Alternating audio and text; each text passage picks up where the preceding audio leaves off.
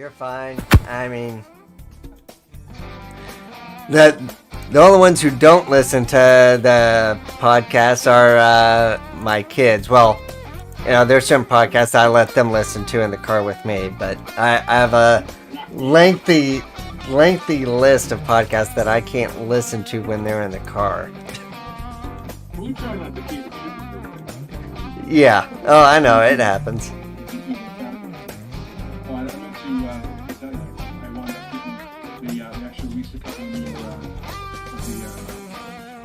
Oh, nice.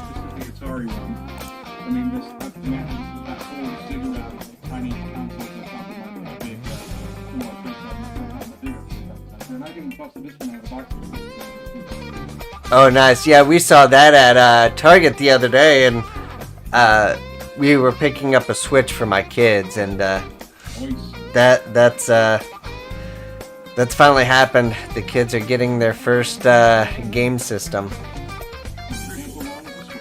Nope. Yep.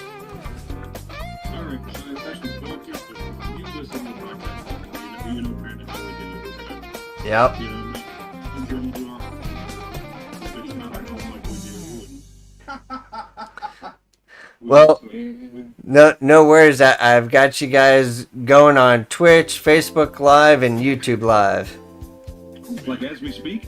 Yep. Well then, I'm glad I decided to double up on the Yeah, there you go. Oh, that's nice. I need to give me one of those. Because I can rep the fam on enough in the world, but I can't do anything about it. I don't have a clean family shirt yet. I'm going to keep one of those. I got to get that shit shirt. I've been trying to get them to Yeah.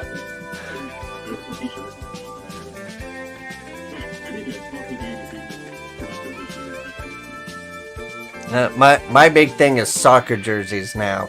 Should have started this years ago.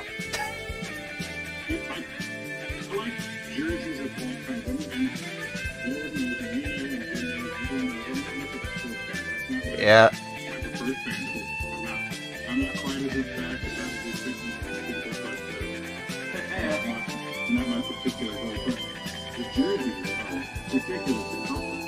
Oh yeah.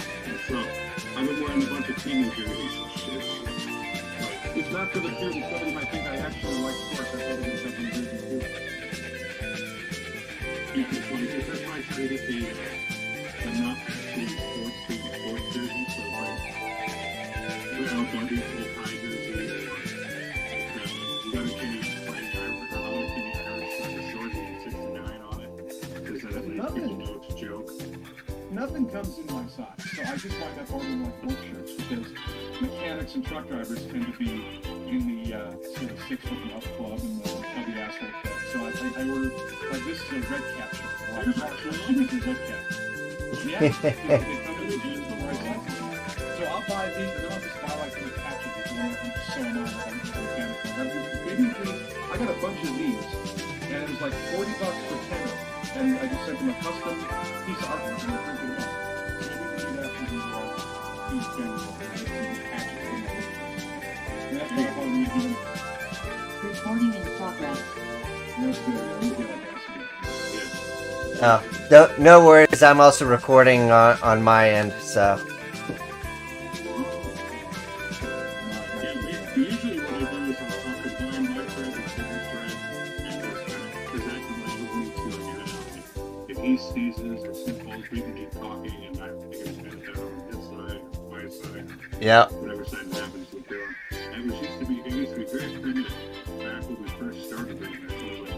It was like one timeline, and if someone sneezed or coughed the part, I would either try to cut it out or it stayed in. And it's like, oh, this is so much better. And then it's a little longer, but I bought an external capacitive mute button, but it also just yeah, I just bought this going to talk or something. I hit this mute button, and it's kind of cool. I actually found out I have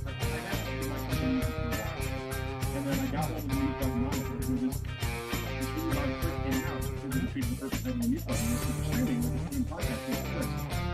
this thing, this capacitive mute button, and if I hit it, it cuts off my microphone, and I'll come back in and it comes back. Which is great, except for the fact that it moves again, it's not as obnoxious as a big heavy clip, and usually I try to clip them out before I send the file, but sometimes I miss a few ones, so I'll take care of it. But the beats, like right in the middle of the well, I use Adobe Audition, and it's got this great AI feature. It'll go through and it will take out all the uhs and ahs, and it'll even take care of yeah. And it takes care of sneezes too. Like I was recording one of my videos for my YouTube channel. I'm still working on the video. And, oh, hold on. You gotta take this.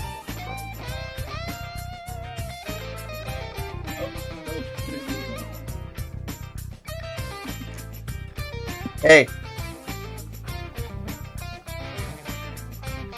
Oh.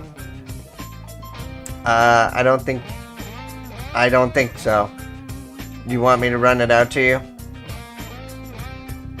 Okay.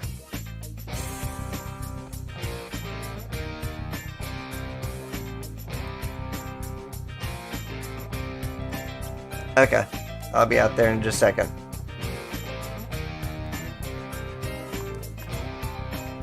Alright. I'll be right back.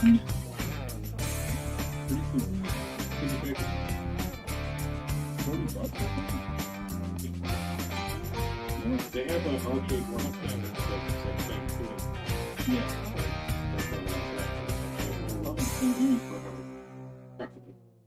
I got no room in my life for another arcade one up yet. That's why I get the small one. Although it's funny, like, I don't know. This is specifically the 2600 of it. It's got two buttons. How does it have two buttons? The original joystick only had one button. Only one. I watch a guy on YouTube. It's the Tetris. This one's got three buttons. Right. I watch a guy on YouTube with Mr. Who's the Boss. Yeah, because see this stuff. And he does like the most this, or the best this, or the smallest, the most expensive this. It's like he did a video with the smallest tank, and almost half of the stuff on that video are world's smallest. The company that does it is no arcade. But I recognize that packaging. We bought the little 3D set for each one. Hey, you can have them. Yeah. Well, I got to the actual Atari scale. The brand that it's on. This one's actually better. For no reason. Although, in long term, they can't have any of the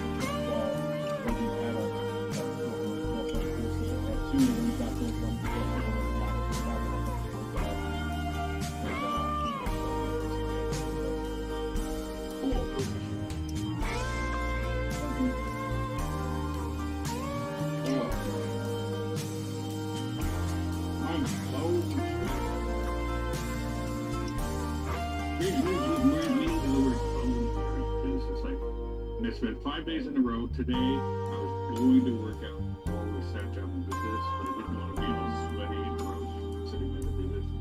So I'm going to have to do it before or after this.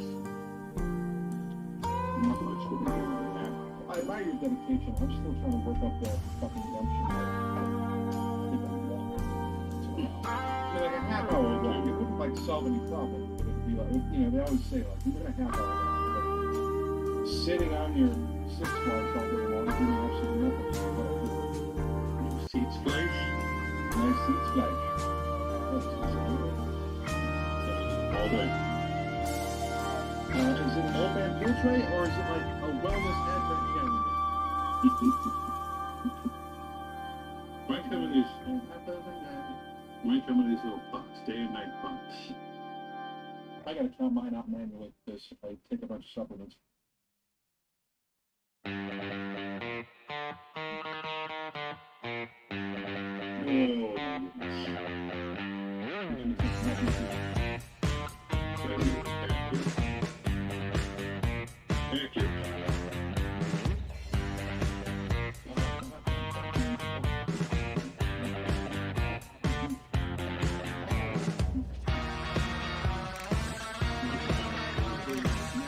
Alright, I'm back. Sorry about that.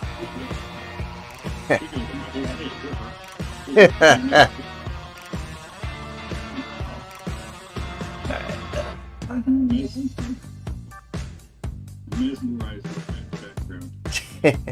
Well, I tried to do the less trippy one. I've got one that's really trippy.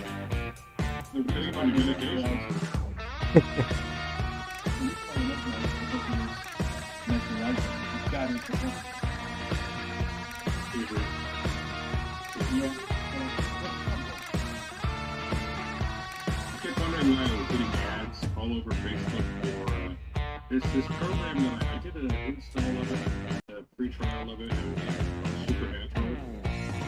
It's we got a workout program. Yeah, workout.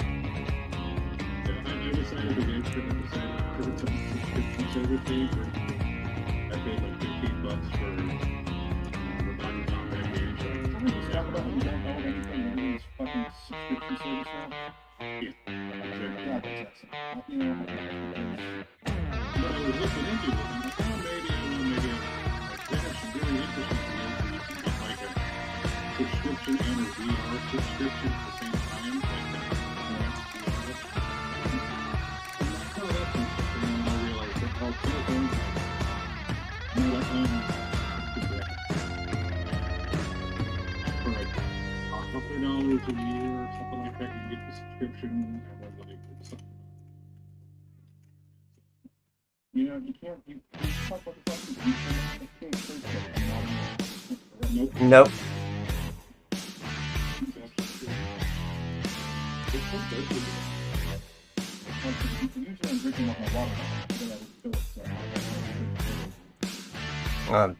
Thanks for reminding me. I gotta go grab my water bottle.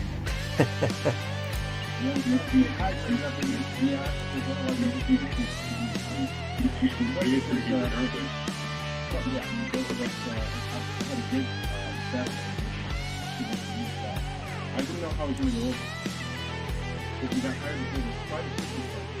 And we're not like a private system party kind of thing. We're 90s old all public. We do like Central Pilots. And Nirvana and sound artists. Are you kidding? Nobody wants them to sound like Mustang Sally and Brick House and Johnny Blaze. That's more of a lot of general stuff. But apparently the CEO of this company, like 700 people at this Christmas party, he saw us play at the Harley Davidson Museum at the 120th anniversary of downtown Milwaukee over the summer. And he was like, he saw us and said, you have no idea, that's my music. I'm so thrilled and so stoked to see a band that's not like this cheap fucking classic rock cover band. And you had to have my head. So if you're up 700 people, you just found the third line up by the course. And they were just really cheap. Nice. Alright, I'm gonna go grab my water bottle real quick.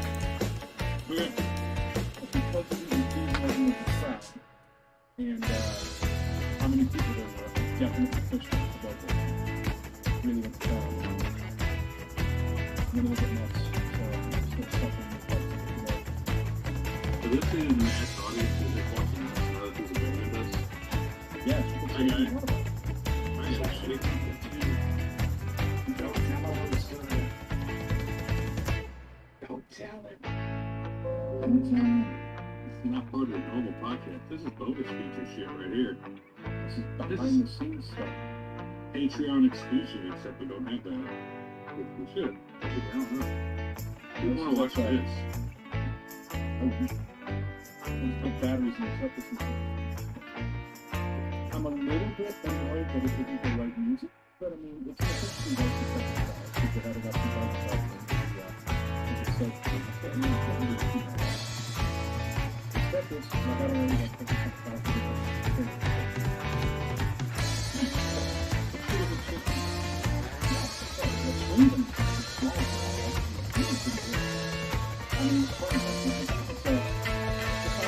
4 postage stamps on the card, but it's a higher resolution than the screen I used to play the original games on back in the 80s. Technology. I thought this was also interesting. This the Atari one has a button called TV type on the bottom of it, so you can like make it like a black and white TV. if you're, button for punishment. Oh, like with the scan lines and all that?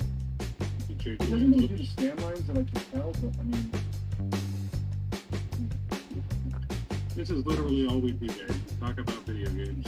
Yep. yeah. Speaking of video games, what'd you guys think of E3 saying bye-bye? We're going to talk about that in the news. Yeah. Yeah. It's like losing an old friend. I went to these 3 times in 11, 12, and 13. It's such a bummer to see it all away. Unbelievable. It's an amazing experience. And that was like before they opened it, but my way into that. I now that it's over with and it's not like coming up for it, I have no qualms about saying that at all. I absolutely should not have been there, but I got to go 3 years running. Fantastic. We'll save that. We can add that in the podcast. Yeah. So. Yep. All right. All right, let me kill the tunes on my stream here. I'm going to start Okay, recording it because I don't need 20 minutes worth of bullshit run up. I suppose I should do that too. I can't really do that with the Zoom recording, but that's fine. Yeah, it's a backup. Yeah, that's definitely part of our news for that. So, all right. Actually, let me get that up in the background so that I can reference it. I'm like clicking on the soundtrack. I sent all the news articles I wanted to talk to back to your chat in a row. So they should all be right there. So I'm going to make sure that I have those so that I can You're welcome. reference them. You're welcome. You son of a bitch. And I sent you that one about the rumors about the Xbox coming in 3 years. Yeah, we can throw that on I the suppose end. it'd be, I suppose that would be on this regular time. Pretty much. Well, just like Switch is end of life now too, so well, not end of life, but it's very similar to end of life time frame for it. So Which is crazy. It doesn't feel like these things have been out that long because they were so unavailable for like the first 2 years of their viable window. right.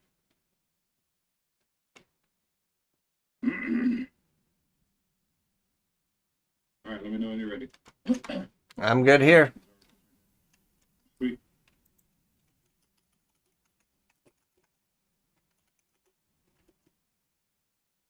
Even the guest is ready, Jim. You diva. Yeah, you know what? Now I have to actually drag these articles into the reverse order because they opened in reverse order. So, well, bear with me. This is all behind the scenes bullshit. Like if we had a Patreon. There wasn't even really necessarily an order we had to go in. It's just Well, yeah, but if you were going in order with the ones you sent, I didn't want to be out of order if you sent those. Okay, so, all right. I'm good when you guys are.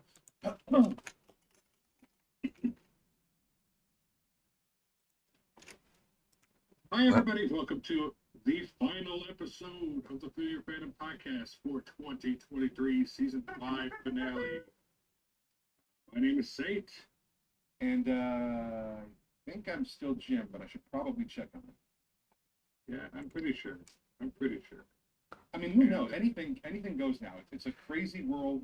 You wake up and there's news stories where, like when they said, "Hey, guess what? Over the summer, there's aliens." Everybody just kind of collectively shrugged and was like, "That's cool. Can you get a toilet paper that's $35?" I mean, momentous news events happen all the time. People just shrug. So I could have woke up somebody else, but it still looks like me in the mirror. So I'm just going to go with it for now until I find it out or do different. I don't know. You could be digitally active. You could be AI. I only interact with you on the screen for the most part right now. So. I mean, I could be Tyler Durden, or you could be. I don't know. That would be kind of strange. So we want to welcome you guys to another episode of the podcast. Jim, how you doing these days? Not bad. For the first time in a while, nothing necessarily to complain about. I'm not bitching about the weather, even though it's cold. I'm not bitching about the health, even though it's a little bit harder to wake up every day. But any day on the right side of the dirt is a gift, and I'm trying to do what I can. It's a New Year's resolution. It's mid-December as we record this, so it's kind of a New Year's resolution for me to pivot to gratitude. I ain't gonna fucking do it, but at least I'm gonna resolve to do it. It's like all those things. I'm gonna quit smoking. I'm gonna lose weight. I'm gonna drink less. You never do it, but it feels good to make those promises to yourself. Well, I'm gonna be the old man bitching about my health today, And I had to do it just because Jim made this lovely little jingle, and we'll put this right here. And I find it hilarious, so we're gonna break it in with a little bit of, I went to a doctor's appointment, an endocrinologist appointment, and they try to figure out the whole sweating while I eat bullshit. They couldn't get to the bottom of it. I'm not laughing at you. It is, but like that's just one of the. I remember reading a story a while ago about how John Popper, the lead singer of Blues Traveler, said that he knew it was time to go and get like a cardiac workup at his doctor when he was watching TV at home and masturbating and started having chest pains. So like if you're sweating while you eat, that's maybe a red flag. It Some is. glad about it. Well, they didn't give me any answers, but what happened was is I stepped on the scale while I was there, and boy, the scale is not your friend. And No, it is not. being on insulin so heavy in the last 6 months, pretty much relying only on insulin for the last 6 months, where they took me off the other medication, I've gained quite a lot of weight. Oof. And so I'm very unhappy with myself, my body, the way I am at this point, and I've vowed to change. Now, like you said, I quit smoking again, which is really difficult. I don't drink much. I mean, like Again. genuine applause for that, because like seriously, that is some seriously hard shit to do. So It bravo. is. But then the one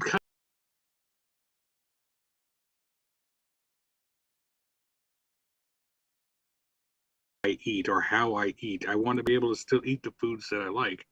But even that's got to come to an end at this point. It's got to maybe not end, but I've definitely got to temper it a lot.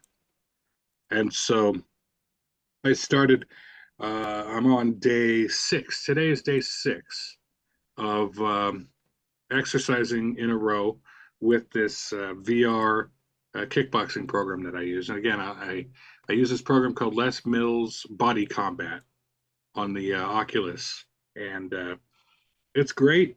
It's very intense, and for those of us that don't work out very much, it'll kick your ass. My shoulders and my biceps and my legs from doing the squats and everything, a part of it, and the knee strikes and everything. It's just it's intense. It's absolutely intense, and so I've been getting into that the last. I mean, today will be day 6. I got to do that after we're done recording today. I get to do my exercise before work, so it's been fun with an asterisk beside it, because it's also been extraordinarily painful. And every single day I wake up and I'm like, okay, not today. I could take a break. It's been 2 days anyway. It's been 3 days in a row. I can take a day off, right? And then it's like, no, stupid, get up, do it anyways. You possess a level of discipline that I have never been able to assemble in my life. I've had Me neither. bouts of working out where I tell myself, it's time. You've been out of shape for a while. I mean, I'm on the medication that I always talk about that really helps with weight loss and helps with blood sugar control, and it really is helping on both of those levels. But you really should add in some exercise to it, and I don't. Yeah. But I've had the spans of my life where I spend 4, 6, 8, even 10 months or a year actually working out pretty regularly. And I get discouraged real easily, because if I don't see progress after a year, I'm like, well, then what the fuck is the point? And then I just kind of don't do it. I have a really nice set of weights and a weight bench upstairs. I live in a little town and I've got all kinds of road I could walk, but I don't, and I need to. That's another one of those New Year's resolutions I'm going to make to myself and probably not keep, but I actually am going to, all flippancy aside, I'm going to try and maintain that one. Even as cold as it is, I'm going to get out there and try and do the thing, because, well, maybe we can be accountability partners on that. Maybe. Speaking of accountability partners, I've been kind of getting my daughter and my son involved with the kickboxing program too, and they're actually involved with it too. My daughter's done it 2 days in a row now, or my son. You got to be careful though about kickboxing with a 12-year-old, because it's really easy to send him to the hospital.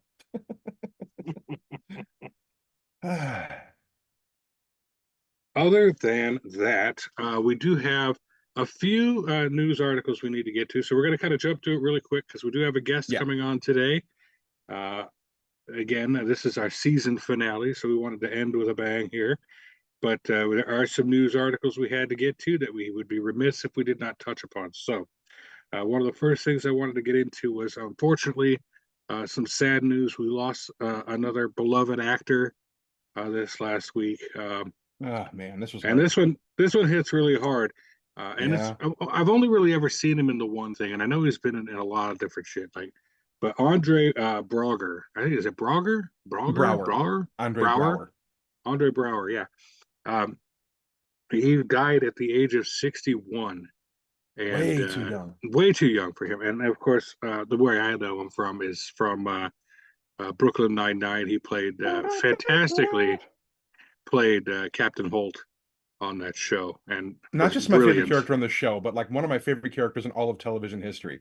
I first saw him on Homicide: Life on the Street, which was a much more serious cop show, but that just that demonstrates his range because his character on that show was so different.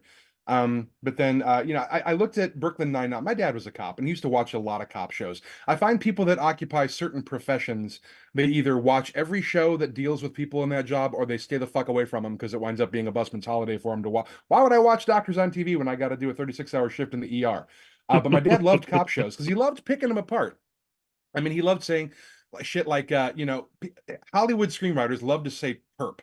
Nobody says perp in actual law enforcement. They say subject or suspect. Perp is completely a screenwriter invention. So don't say that if you're going to try and be Huh, believable.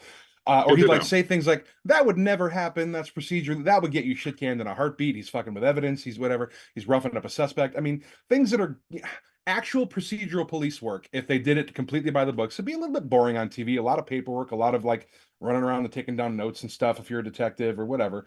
But he loved looking at that kind of stuff. So I watched a lot of like NYPD Blue, and I definitely saw Homicide: Life on the Street.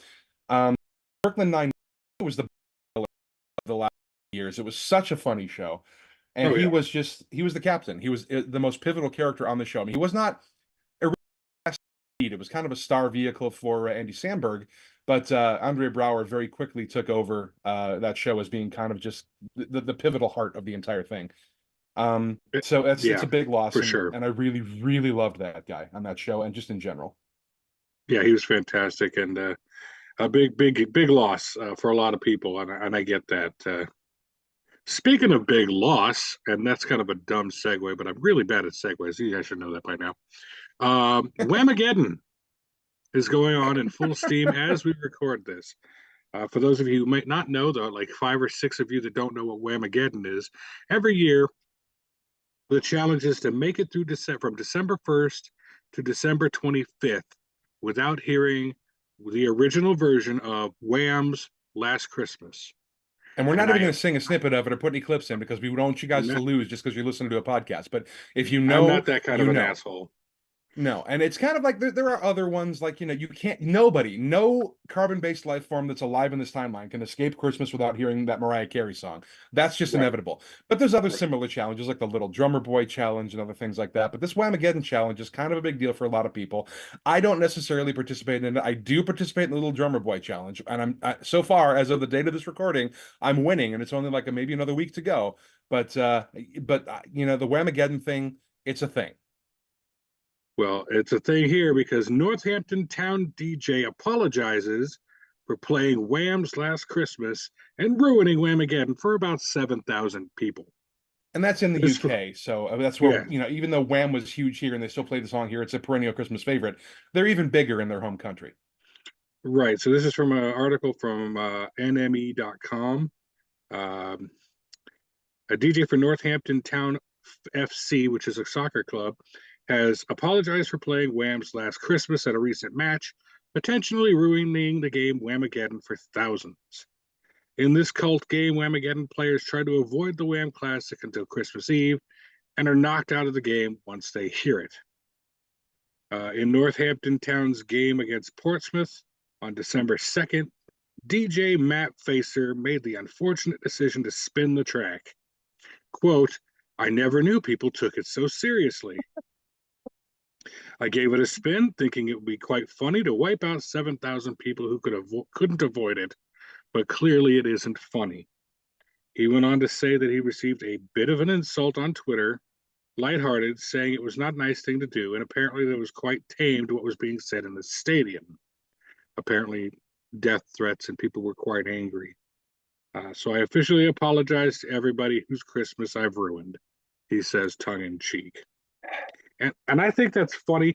And I'm kind of irritated myself because I sent you this too. This could be kind of a grinds my gears and a news article thing at the same time because I was flipping around on Instagram reels as you do. You know, I didn't have time As for one the does. full TikTok experience, so just sitting on the crapper flipping through Instagram reels and this it comes up. Last Christmas comes up as the background music to this person's reel, and I have to figure they knew what they were doing. You know If you're what you're aware of that doing. song, you're aware of the game. There's no divorcing one from the other. And I heard it and I stopped for a second and I look and the hashtags under it say this was a remix. You didn't lose, but it's like no, it's not. It wasn't. Absolutely not. It was the original Wham song. George Michael's voice is very clear, and so I have officially lost Whamageddon for 2023. Some I am people just want to see the world burn. absolutely, and man, I was legitimately ticked off.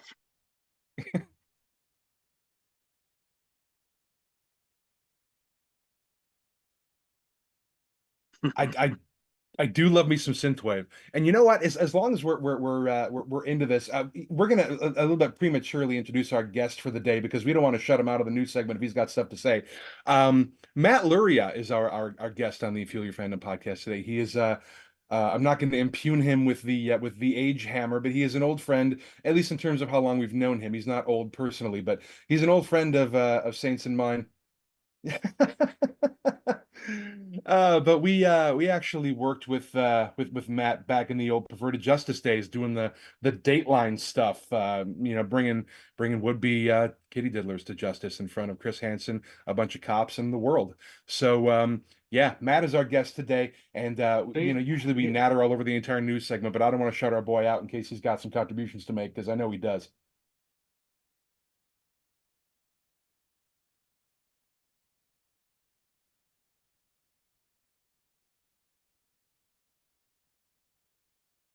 Oh, I'm sure. I'm sure. I'm sure, and it's definitely one of the things we wanted to talk about today because, of course, people take that shit super seriously. They really do. They really do, and it's like, okay, well, now that Matt's been introduced properly, he can participate with us. Sorry about that. Uh, just couldn't keep it down, couldn't keep it in. He had to jump in. Well, the Well, next article. Go ahead. You do it. staying on the music tip here, there's some exciting news for hip hop fans. This is from Consequence, aka Consequence of Sound. Wu-Tang Clan announces 2024 Las Vegas residency kicking off during Super Bowl weekend. This is from again Nice. Consequence.com. Wu-Tang Clan are set to take over Las Vegas in 2024. Las Vegas, my second home. That town has my heart. With a residency at the Theater at Virgin Hotels, which is actually a client of my company. Wu-Tang Clan, the saga continues. The Las Vegas residency will kick off during Super Bowl weekend on February 9th and 10th, followed by another pair of concerts on March 22nd and 23rd. More dates.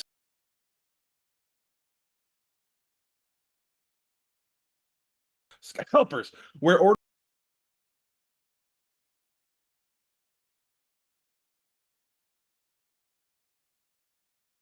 said in an interview with the New York Times, adding that he wants to show that hip hop can go where any other art form has gone before.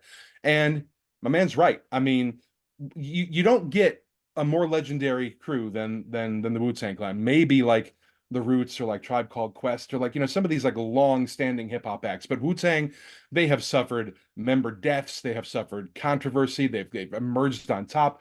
Wu-Tang Clan, as ever, ain't nothing to fuck with, and so it's really nice to see those guys just taking Las Vegas by storm and doing some shows in Sin City. It's gratifying. Yeah, I hear tell they ain't nothing to fuck with. And Wu-Tang is also for the children, by the way. So in case you got any kids listening, I can say Wu-Tang ain't nothing to fuck with all I want, but then I'm going to follow that up with Wu-Tang is for the children because these are not incompatible statements of the pop culture terraformer sphere. Are they still for the children without the ODB? I don't know. I mean, here's the thing. Here's the thing. Old Dirty Bastard was one of the like scrappiest dudes in the club before his untimely demise. But he was post-mortem, like posthumously, it came out that he was a big old softy. That guy loved kids. He contributed all kinds of money to charitable organizations. Um, Okay, he so wins. I mean, he was rough around the edges in his public persona because he had to maintain credibility and authenticity. But yeah, I have every confidence that the original sentiment of Wu-Tang Beat for the Children probably sprang wholly formed from the part and the heart of Old Dirty Bastard, Big Baby Jesus, his own self. Big baby Jeebus. This next article, I find it, I don't like to agree or disagree a lot of times. I like to kind of let the article stand by itself. That's a lie. We all know I try to, but it doesn't ever work that way. But this one, there's a little bit Resolutions. of traction to it. There's been a cry of nepotism as it regards Hmm.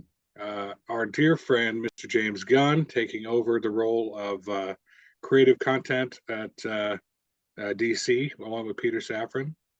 Um, Calling for the fact that, I mean, we all, James Gunn has always used the same types of actors, the same actors in different roles. Regardless of whichever project he's on, he's worked with Rooker a lot of times, Michael Rooker, or like Or Nathan Fillion. Nathan Fillion all the time. Actors that he's worked with, he'll continue to work with. And I mean, and that's not a surprise to anybody, but what is seemingly jumping, he's recasting a large portion of the DC universe for this new project. And it's to nobody's great surprise that he has cast his brother, Sean Gunn, in yet another role. And I say another role because he's already played Weasel in the Suicide Squad, um, to which he was going to reprise the role of Weasel in the animated form. He's also playing the voice of G.I. Robot, I think his name is, in the Creature Commandos. Hmm. Um, but now they've cast Sean Gunn in the live action version of uh, Maxwell Lord in DC, who's a villain slash anti-hero kind of person, and a pretty big role, played by Pedro Pascal in Wonder Woman 1984.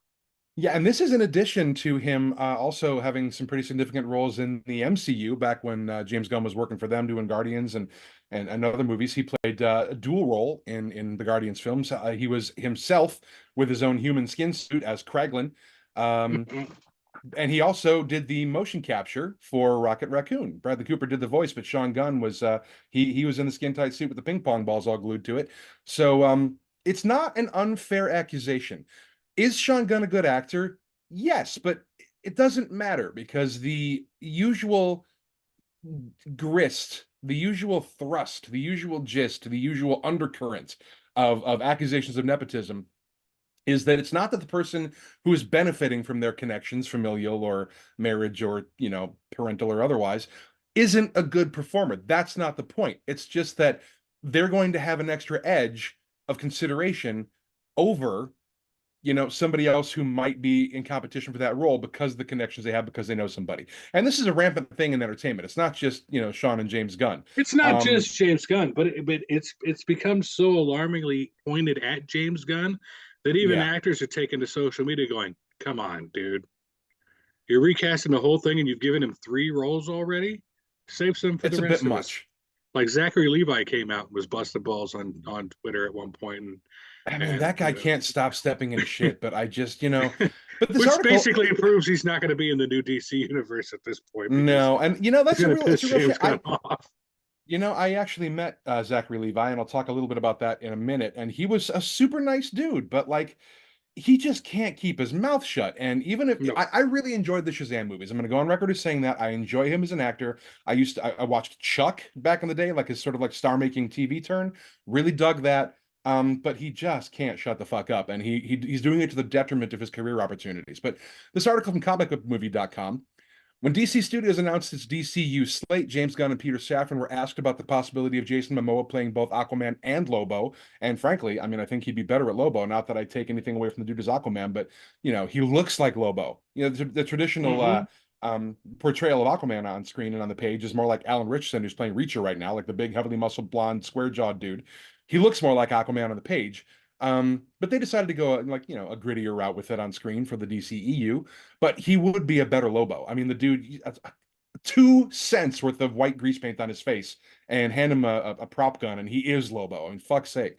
Both seemingly made it clear that no actor would play two characters in the new DCU. However, Gunn later clarified his position on social media when he explained that the same person could have multiple voice roles, but when it came to live action, the rule was generally no. However, on Friday, the news broke that James's brother, Guardians of the Galaxy, and the Suicide Squad star Sean Gunn had been cast as the DCU's Maxwell Lord. Pedro Pascal played the villain in Wonder Woman 1984, though this interpretation is expected to be more morally ambiguous rather than a straightforward bad guy. Some quickly said Sean's casting was an example of Hollywood nepotism, particularly as he's already been eyed to play Weasel and G.I. Robot in Max's Creature Commandos animated series. So it's not an unfounded accusation. Is Sean Gunn a good actor? Yeah. But Yeah, are I these like him, roles but that, yeah, but he's having, there is an unfair advantage here. I mean, there definitely is. Um, I mean, looking back on Sean Gunn's IMDb page, the vast majority of the stuff he's done has been working with his brother. So mhm. and again, it's not like he's not a good actor, but like as much as I worship at the altar of Kevin Smith, I get a little bit irritated that he puts his daughter in stuff. And again, it's not that she's not a good actress. I like her. And she has done one or two other things that had nothing to do with him, but it's like, come on. I mean, I know you want your family to do well. I know you're proud of your kids and you want to put them on a world stage in front of everybody, but come on. I mean, really, just come on. This next article is going to hit you right where it hurts, Jim. I know. Oh Uh, yeah. E3 is officially dead after more than 2 decades. I'm going to do something Uh, I have never done on this podcast before. I'm going to ask for a moment of silence. Give me a nice fat 3 count. Not a okay, glitch, not a no, mistake. E3 no. is dead. Now, I loved E3, and I'm not saying that in the abstract, like admiring it from. I actually got to go to E3 3 times. I went in 2011, 2012, and 2013, and these were some of the best experiences of my nerd life. I mean, the E3 was the biggest video gaming event of the year, any Yeah, given year you wanted to throw a dart at. It was huge. And the LA Convention Center is like, 27,000 square feet, per building, and there are a couple of different buildings. It's just fucking enormous. And every square inch of that floor was covered in a booth that was a developer or a creator of peripherals or a publisher, and they all had swag. They had water bottles and shot glasses and T-shirts and drink coasters and blah blah blah blah blah.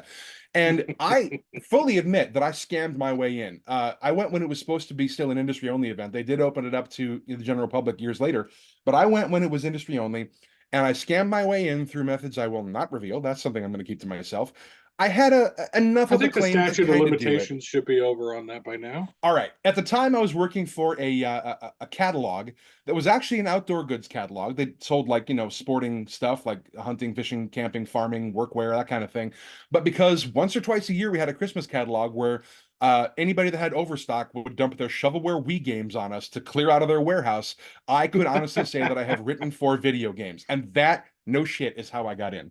So I went 3 years running, and that's when I fell in love with Los Angeles. That's when the E3, it was such an amazing event.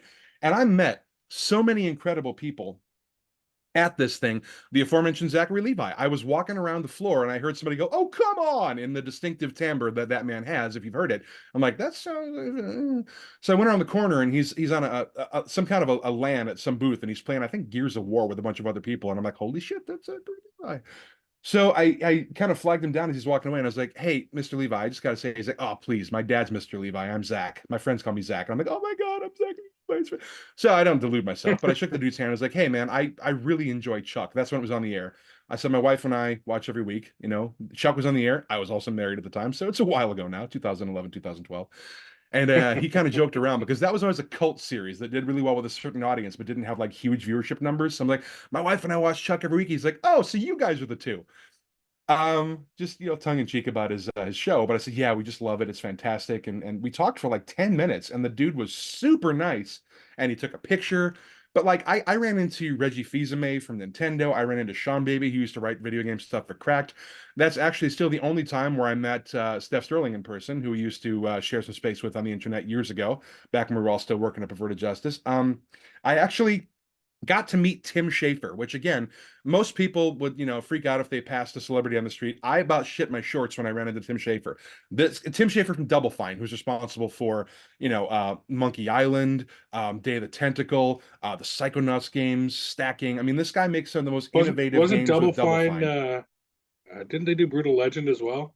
Yes, and I think that's what he was there to promote that year. Maybe, I don't know. It was still I during love that game. the 360 era. Like the last year that I was there was 2013, and they had the Xbox Ones and the PS4s on the floor for the first time. So that was a whole thing. And yeah, so E3 was just it was like Christmas. Better than Christmas for me. I just wandered around the floor in both buildings and I got to meet people. I got to play games before they were out. I got to see new hardware, pick up t-shirts I couldn't wear because they were too small, but I wanted them anyway, and I gave them to my friends. E3 is dead, and I am sadder about that than I am about certain people shuffling off this mortal coil. It was an event, and it was a party. Like afterwards, there were after parties. I got to go. I got invited to the World of Tanks after party just because I had a conversation with the developer at his booth, and he invited me to this party, and it was on the top level of the Bonaventure in the penthouse in LA. And I walked in, and it was like they had rented out the entire penthouse. You couldn't even the bathrooms. Like if you walked into the bathrooms, the tubs were full of booze, people everywhere, LAN parties. It was just, and then I got to go to a rooftop party at a hotel that my company that I work for now actually wound up representing later. And Mixmaster Mike, the Beastie Boys DJ, was doing a set. I mean, it was fucking unbelievable. I got to meet Felicia Day. I got to meet a whole bunch of amazing people, and it was just a great experience. I have nothing but warm memories of it, and it just breaks my heart, my little gamer heart, to see that E3 has gone the way of the dodo. I really wish, and I said this to you, Kev, on the DMs. I really wish they'd done what so many other events in their position do. I wish they would have said, after all the COVID cancellations and after all the, doing it online for a couple years and then canceling it once or twice, I really wish they would have said, hey guys, E3 is on thin ice. We're going to do one more year, just as a last hurrah to say goodbye and thank you. And then when the thing got deluged with money and people, then they can come out and say, you know what? You talked, we listened, we heard you. We're coming back because it's a success again. That's what you're supposed to do when your event is on thin ice. They didn't do that. They just pulled the plug on the whole thing. And fuck am I sad. But I have my memories and I have my photos, and I still have a couple of way too small t-shirts knocking around my closet. So I'll just have to treasure those, and I will. You get kind of wordy when it's something that you care about. Look at I you. mean, I care about everything we talk about, but this was personal for me.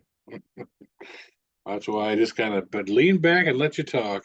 I just didn't want to get Sorry. in the I way. know. Jim's moratory. No, not moratorium. What is the word I'm looking for? His eulogy. Postmortem. His Eulogy. eulogy for E3. Yep, it is Um, that. we got one more news article, or one or two. We got a couple quick brief ones. But Jim, you want to talk about this day before? Well, the day before, Speaking of this gaming was a shit that game. went tits up. Oh my God, this was a game that started putting out trailers and started. It's from a All right, I'm just gonna read the article because it's gonna be more authoritative than I am. Everything going. This is from Kotaku.com, by the way. Everything going on with failed Steam zombie shooter the day before continues to shock and amaze. The latest wild development is Studio Fantastic's response to the entire self-inflicted debacle. Quote, shit happens. That's what the Russia-based development team wrote in response to a player accusing them of overhyping the game when they knew it was bad. You guys are an absolute disgrace to the video game industry, wrote Twitter user Kuipershot. This was our first big experience, Fantastic wrote back. Shit happens. That brief but profound statement came after the studio performed possibly the greatest speed run in live service gaming malfeasance history. The day before, originally billed as a zombie MMO mashup of The Last of Us and The Division, and that's what it looked like in the trailers, turned out to be a buggy, incomplete shooter that paled in comparison to its early trailers. In the span of just 4 days, the day before launched, it got review bombed on Steam. Fantastic announced it was closing operations. Fantastic nuked its website, Discord, and CEO Eduard Gotovsev's Twitter account. The day before got yanked from Steam. Publisher Mytona promised full refunds, and Fantastic continued to post the entire time. This game was originally promoted as like an MMO that was in the vein of like Last of Us. The concept art down to the font they used in the promo poster was very reminiscent of The Last of Us. And Right. now that the Last of Us MMO has been pulled by Naughty Dog, which is another whole thing, a lot of people were looking at that as maybe being the thing they could play. But it came out and it was just a shoddy mess in an industry that has seen more than its fair share of shoddy messes. So 4 days from launch to complete crash and burn catastrophic failure. What a shit show.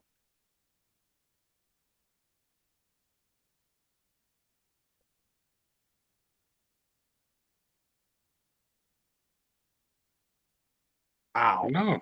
I mean, Nice.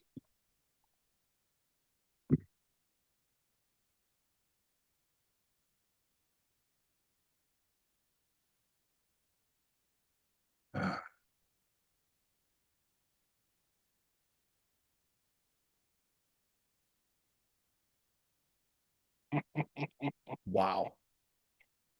You'd almost, yeah.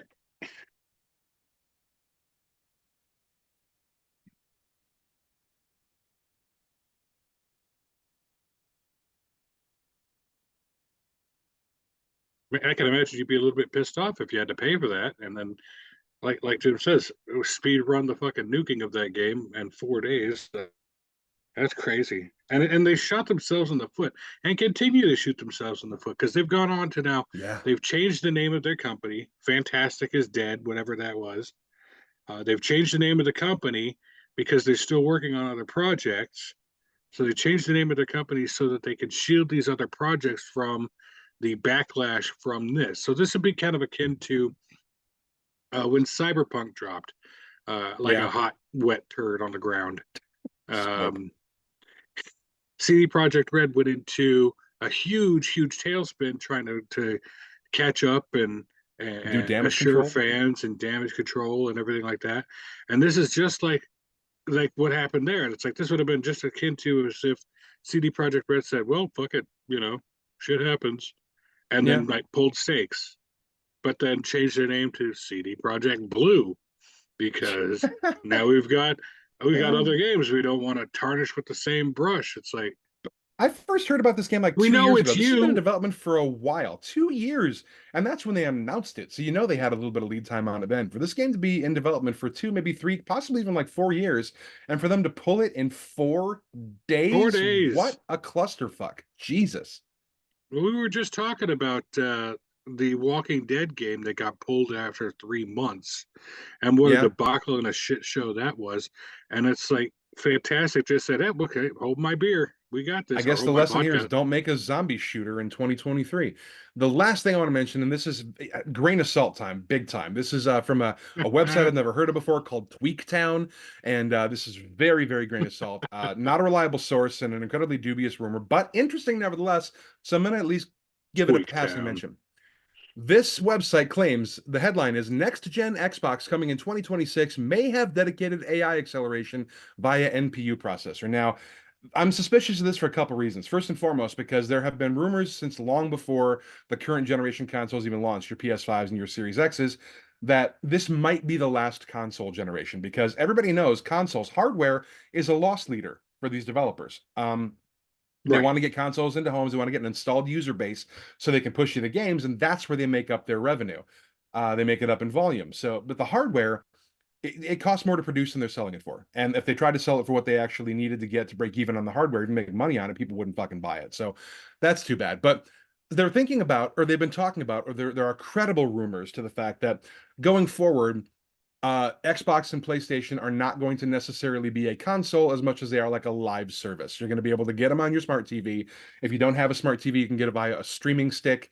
Sort of like again, when I was at E3 in 2011 and 2012, there was a yeah, or the Stadia, or there was a console called the OnLive that was Stadia. supposed to be a streaming console, and that was like 10 years ago, and it folded up shop and went belly up because the technology just wasn't viable at the time. Stadia came along a couple years ago, still wasn't viable, but this is Sony and Microsoft we're talking about, not some startup upstart. So it's possible they actually might have the technology, if not in place, at least in process. And of course, the other thing that makes me suspicious about this article is that it's got AI in the headline. And of course, you can't write a tech story without including some mention of AI, which is Whatever. But the article goes on to say, and I'll make it brief, Microsoft plans to release a next-gen Xbox console by 2026. New unverified rumors and reports claim. So again, grain of salt time. Accidental document leaks from the FTC versus Microsoft trial put a next-gen Xbox release in November 2028. However, new rumors say that a new Xbox console may be coming as early as 2026. That is a substantially reduced window and could cut the Generation 9 Xbox family to about 6 years. Usually it's 7 to 8. Two of which were mostly constrained by chip shortages and pandemic concerns. It's worth mentioning that this document was published in May 2022, and likely a lot has changed since then. So that's all the error and ink I'm going to give it. But it's like anything else. The tech press, they'll go ahead and put rumors out, and if it doesn't come to pass, they'll say, "Hey, we heard something. It was a rumor." But if it does come to pass, they can claim a win and say, "Hey, we were the first to report it." So whatever. It's probably nothing, but might not be. So I guess we'll find out. Like everything else, we got to wait and see. Time will tell. I mean, we are kind of reaching the end of the console generation, which is, like you said, we're talking about this in the run-up, but it's kind So of weird. I weird. feel like they just came out. Well, right, because it took so long to get. I mean, I jumped on the Switch fairly early. Yeah, It came out in, I want to say, 2017 or that's 16. when I got mine 16 or 17 is when the Switch because it was came out. available. You know? Right. And so I ended up getting that fairly early on in its life cycle. Our documented history of trying to get a PlayStation when they were first coming out was legendary. The freaking queues. I remember the queues. Oh God, we used to sit on Insta or not on DM and where were you in line? Any luck? I remember that. I remember those days. It wasn't that long ago, which is why we're Oh, even talking about possibly the end of another console generation is like fuck already? Really? I've barely had time to yeah. play my PS5 as it is.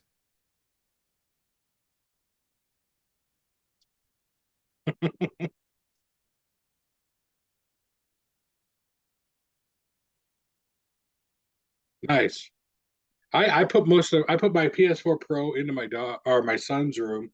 I put my PS4 original into from my son's room when I traded him up into my daughter's room. So they both have PS4s rocking in their rooms to play video games on. And of course, all they end up playing on, or my daughter anyway, all she plays on it is friggin' Minecraft. So, The children yearn for the mines. but yeah, I mean, these consoles, and we bought them both Switches a couple years ago for Christmas. So they're in on that wave of the console generation. But yeah, we are coming up on the birth or advent of what will be like the PlayStation 6 probably in 2 years or so, 3 years. The Xbox, maybe we'll see. And I mean, all the news articles are already talking about what will be the Switch 2. I mean, what could be? Here's what could be. Here's speculation and here's rumor. And I mean, the rumor mill's been going around about the Switch because, like you said, 7 years, Yeah. and we're about there. If it was 17, that's 6 years. So potentially Yeah. 2024, 2025, we're looking at. And rumors are saying 2024.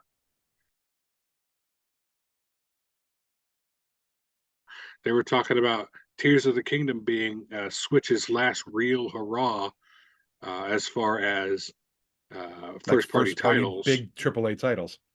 Right. And then they released something like Mario Wonder, which is just fun. I wouldn't say it's as big a title as Tears of the Kingdom was, but Or even I mean, Odyssey.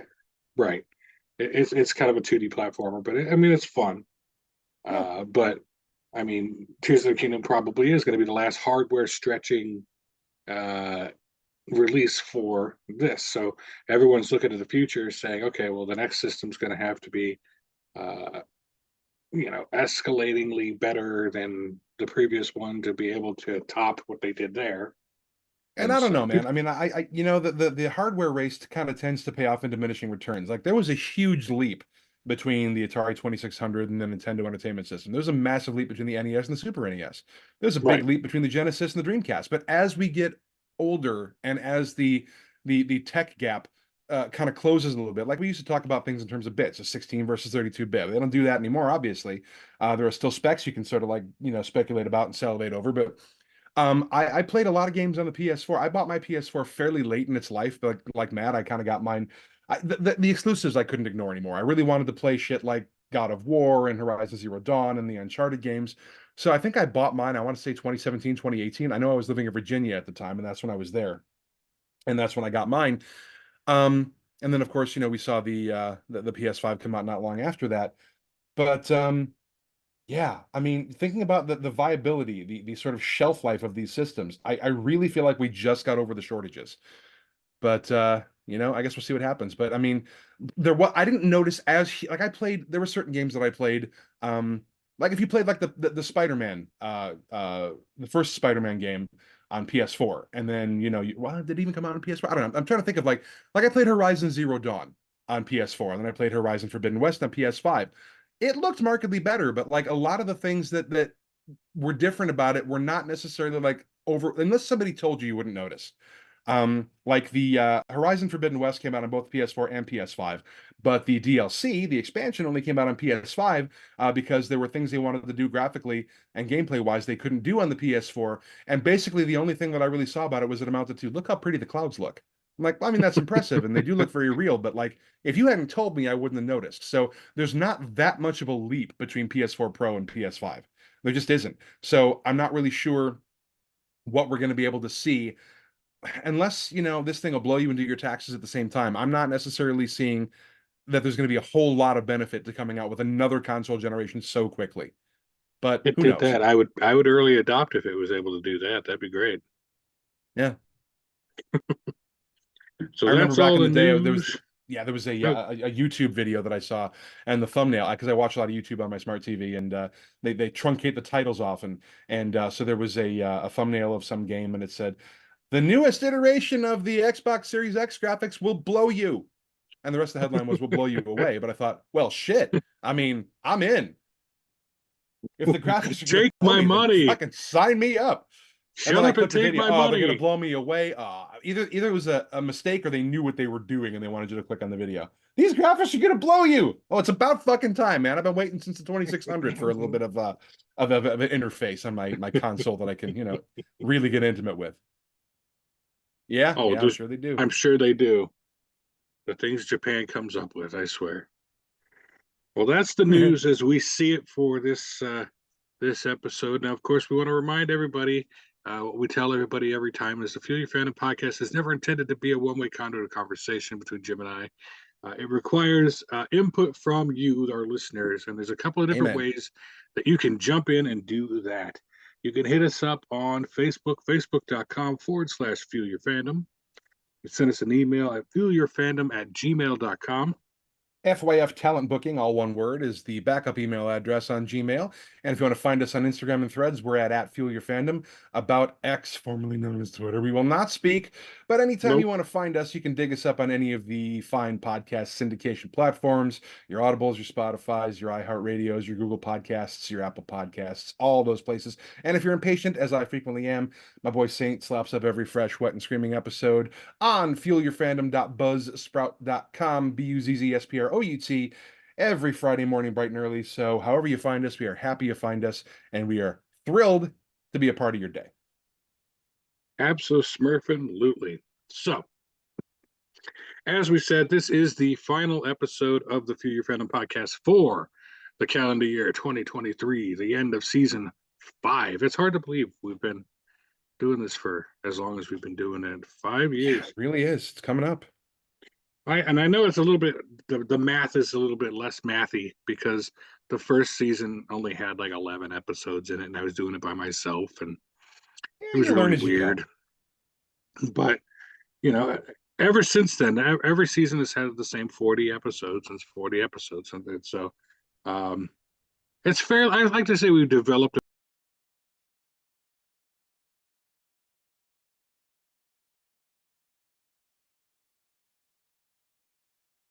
draw up towards the end of another year. I'd say fantastic year, but your mileage may vary as to how this Facts. year has treated you. Um, we wanted to make sure that we went out with a bang and bring on a friend of the program who Matt's been on the program before. We've had him on before, but we kind of wanted to talk and we put that out to everybody as we record all the time. It's like, if you want to be a guest, hit us up. Let us know what you want to talk about. we're more than happy to accommodate as best we can. And so Matt came on and wanted to talk about podcasts, and I said, "Well, that's ultra meta and super nerdy, and I can dig that for a last kind of a hurrah for this year." And so we kind of wanted to talk about the podcasts that you may or may not listen to outside of the Fueling Fandom podcast. Of course, we want to make sure you're listening to us first and foremost every Friday at 8 a.m. Pacific Standard Time. But but what other podcasts do you listen to that are you're fans of, and what makes you you? Because there's so many different podcasts out there that speak to such a wide range of topics that literally there's a podcast out there for everybody and for everything. The trend going around now, the meme going around now is, oh, you're a middle-aged white guy, here's your microphone, start your podcast. First of all, fuck you. Second, okay, all right, you got me on that one. Yeah, I see the Instagrams and the TikToks where they're like, I saw one last week where it was like someone pretending to be like Steve Irwin, the crocodile hunter, and she's like hunting down middle-aged white guys. And she's like, "Oh, no, there's a certain way we can tell if they're who we're looking for." And uh, she holds out a microphone, and they grab it, and they start talking like they're on a podcast. She's like, "Oh, we got one, we got one." And so it's like, "Oh man, am I that guy now? Fuck." Evidently. There's podcasts. There's podcasts for everybody out there. And so, obviously I listened to some podcasts that got me into the idea of doing a podcast. And Same. Matt, you're kind of a aficionado of several different podcasts as well. So I figured it'd be a good idea to come on here and talk about the podcasts that make us kind of who we are and what we like. And we'll let Matt take the floor and talk about a couple that he likes real quick before we jump into it. So tell us, Matt. Tell us about you, Mr. Luria.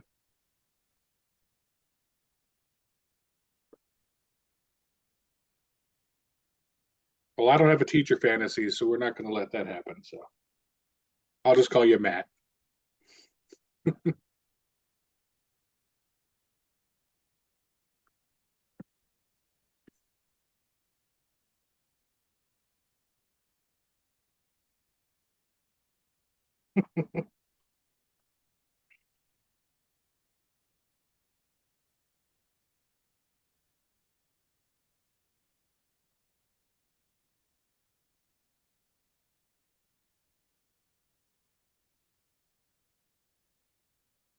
Awesome.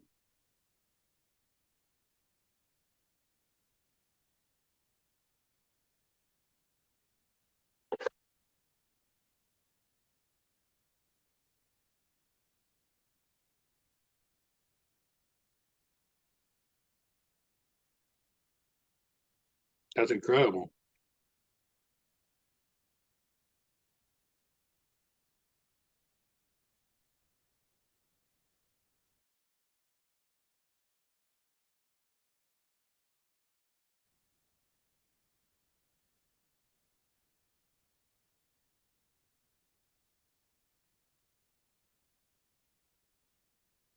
If your kid speaks Spanish.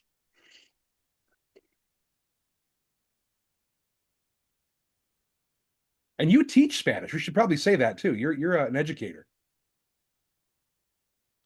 Well, I need to update my records then. So it's more English as a second language. Gotcha. That's really cool.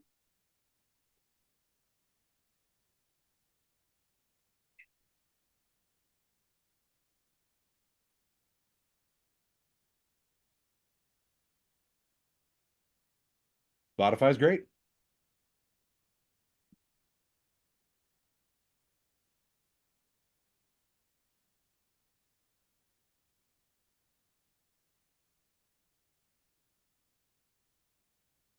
I'm drawing a blank. Chris Hansen. Hey. Hey. I've been meaning to, I imagine I've been trying to get into that, and I keep putting it off, but I think it's time I need to jump into that one.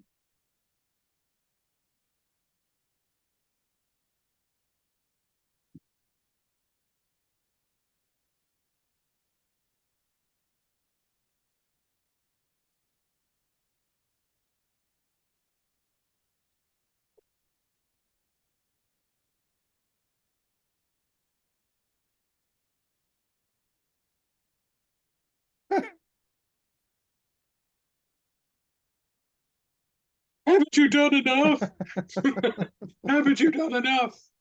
You ruined my life once already. I'm not giving you another opportunity. No, dude, you ruined your own life. You did this to you. Yeah, I've been meaning to pick that one up. I'll have to check that one out. Mad respect for Chris Hansen.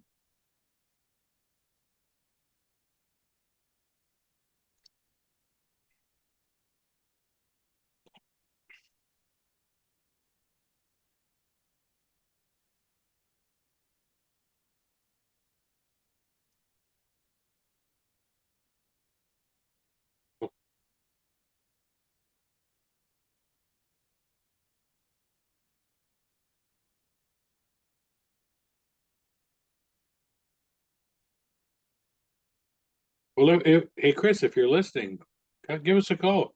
We're a couple of Yeah, we'd love contributors to from have the you on the show. podcast. We'd love to talk to you about it. It's not like we don't have at least a working relationship. So give us a buzz, bro. Let's get you up in the bill.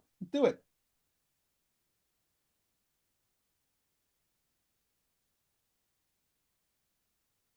Tell that to his press agent who won't respond to us. Yeah.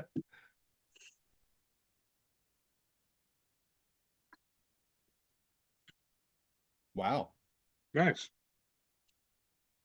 I fantasize about that too. Like I just, I finally have a job where I can work from anywhere. There's Wi-Fi, have laptop, will travel. I work remote. But there are various things that are tying me to this point in my life. But at some point, I think maybe I'll turn into a digital nomad, and that's definitely on my list. The modern day equivalent of having a Winnebago. Right?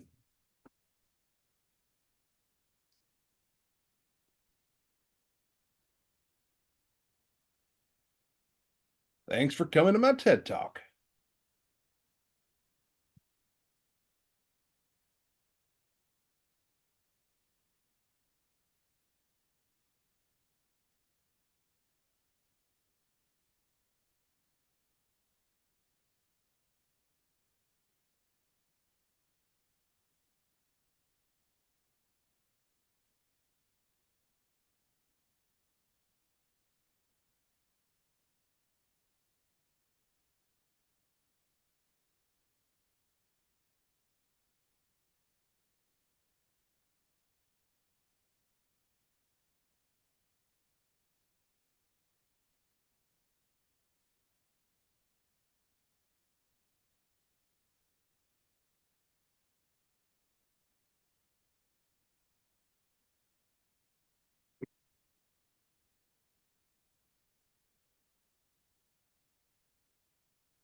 Cool. So you keep it very much educational, which it boggles my mind, and then that the Few Your Fandom podcast kind of factors in there anywhere because it's like this is just high tier shit, and then all of a sudden there's Jim and I's lowbrow bullcrap. It just A kind couple of old works guys the way bitching it about their does. health and dropping F-bombs about comic books.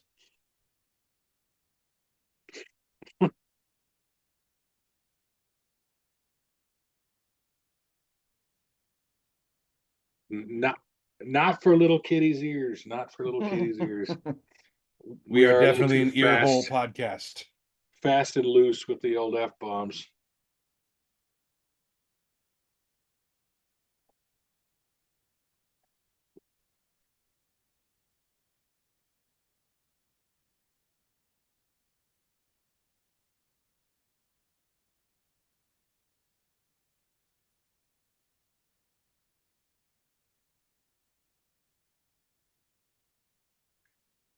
Such Irish names.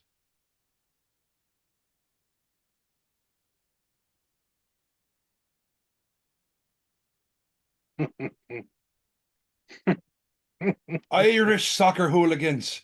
I'm sure they're probably quite profane. I'm not even into sports, and I would listen to that just to hear the accents.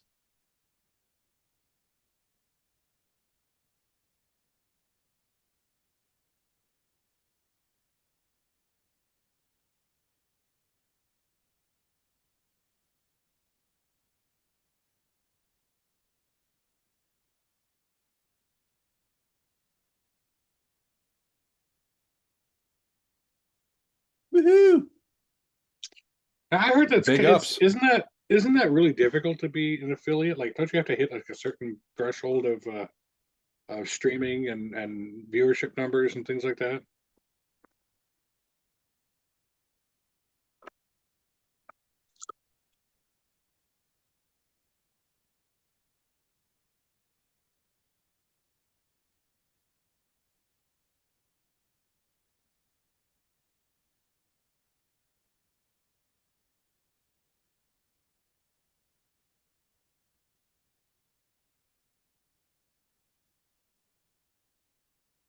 Start selling G Fuel like everyone else, and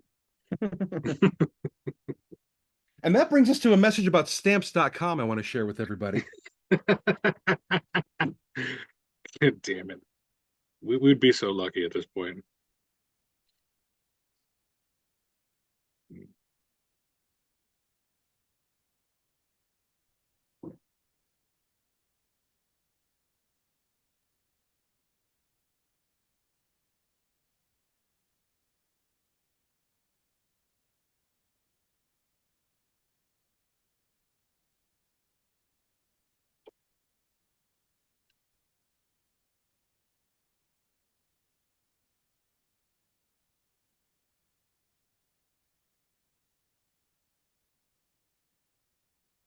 Absolutely. You know me, I'm a fan of all things Trek related, so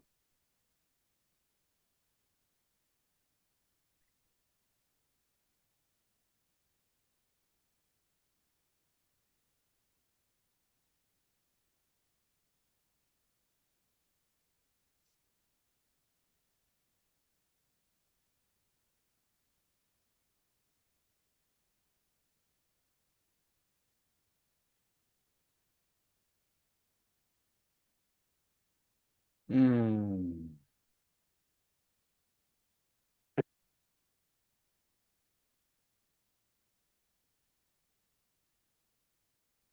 And cool. we should not probably reveal what state that is in order to not sick the hounds of we're not going to blow up your spot and give away your information, but yeah, it's really a shame that there is a lot of states out there where you just can't even.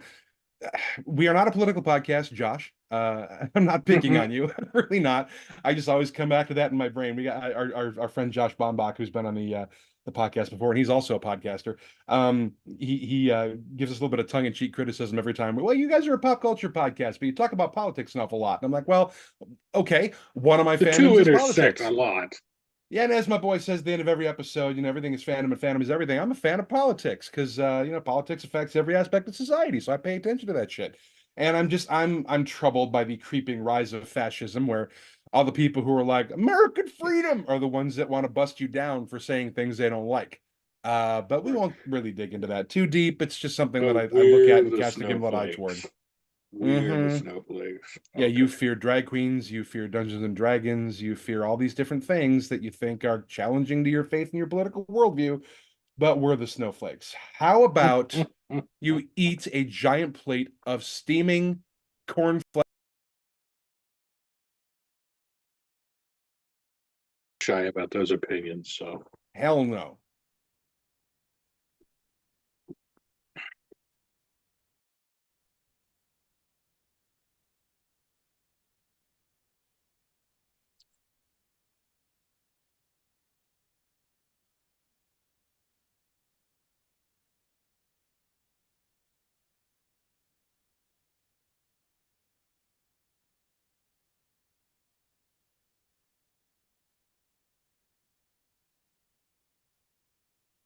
The right. next big Cristiano Ronaldo or Lionel Messi or David Beckham, and those are the three soccer players I know. I'm proud of you. That was actually really good. Good pull. Well, I try to be a citizen of the universe. I don't want to be, but so what would you say, Matt, would bring you to a podcast? What would you say is like a necessary function of a podcast for you? Like, what is it about these? You've listed quite a range of different podcasts that you listen to. What is it Yeah. about them that you would say would be like a similarity or something that would be a uniting factor behind all of them? Yeah, the common thread that brings you to a podcast and retains you as a listener. Right.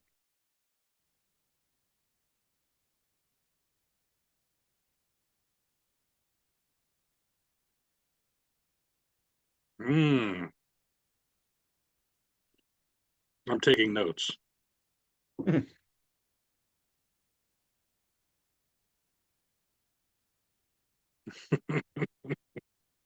Well, that's a ringing endorsement, a kindness I did not expect. I appreciate the vote of confidence in that one. And we can work on our accents and maybe, Uh, maybe infuse some of that. Welcome to the Fury Fandom podcast. I'm advancing a really harmful stereotype. Yeah, I am. Uh,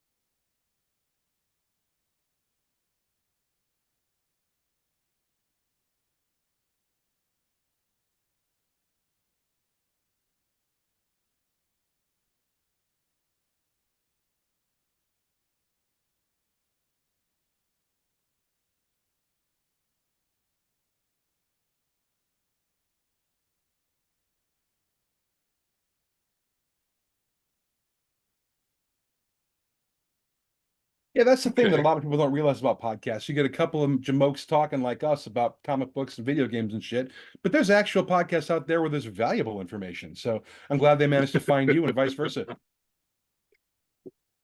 I find that the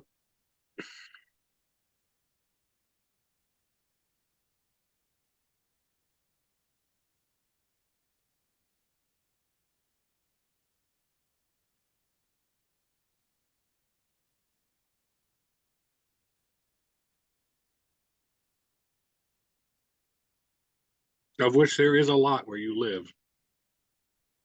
I love Wait, Wait, Don't Tell Me. I was going to mention that one, but you beat me to it. That is a fantastic podcast.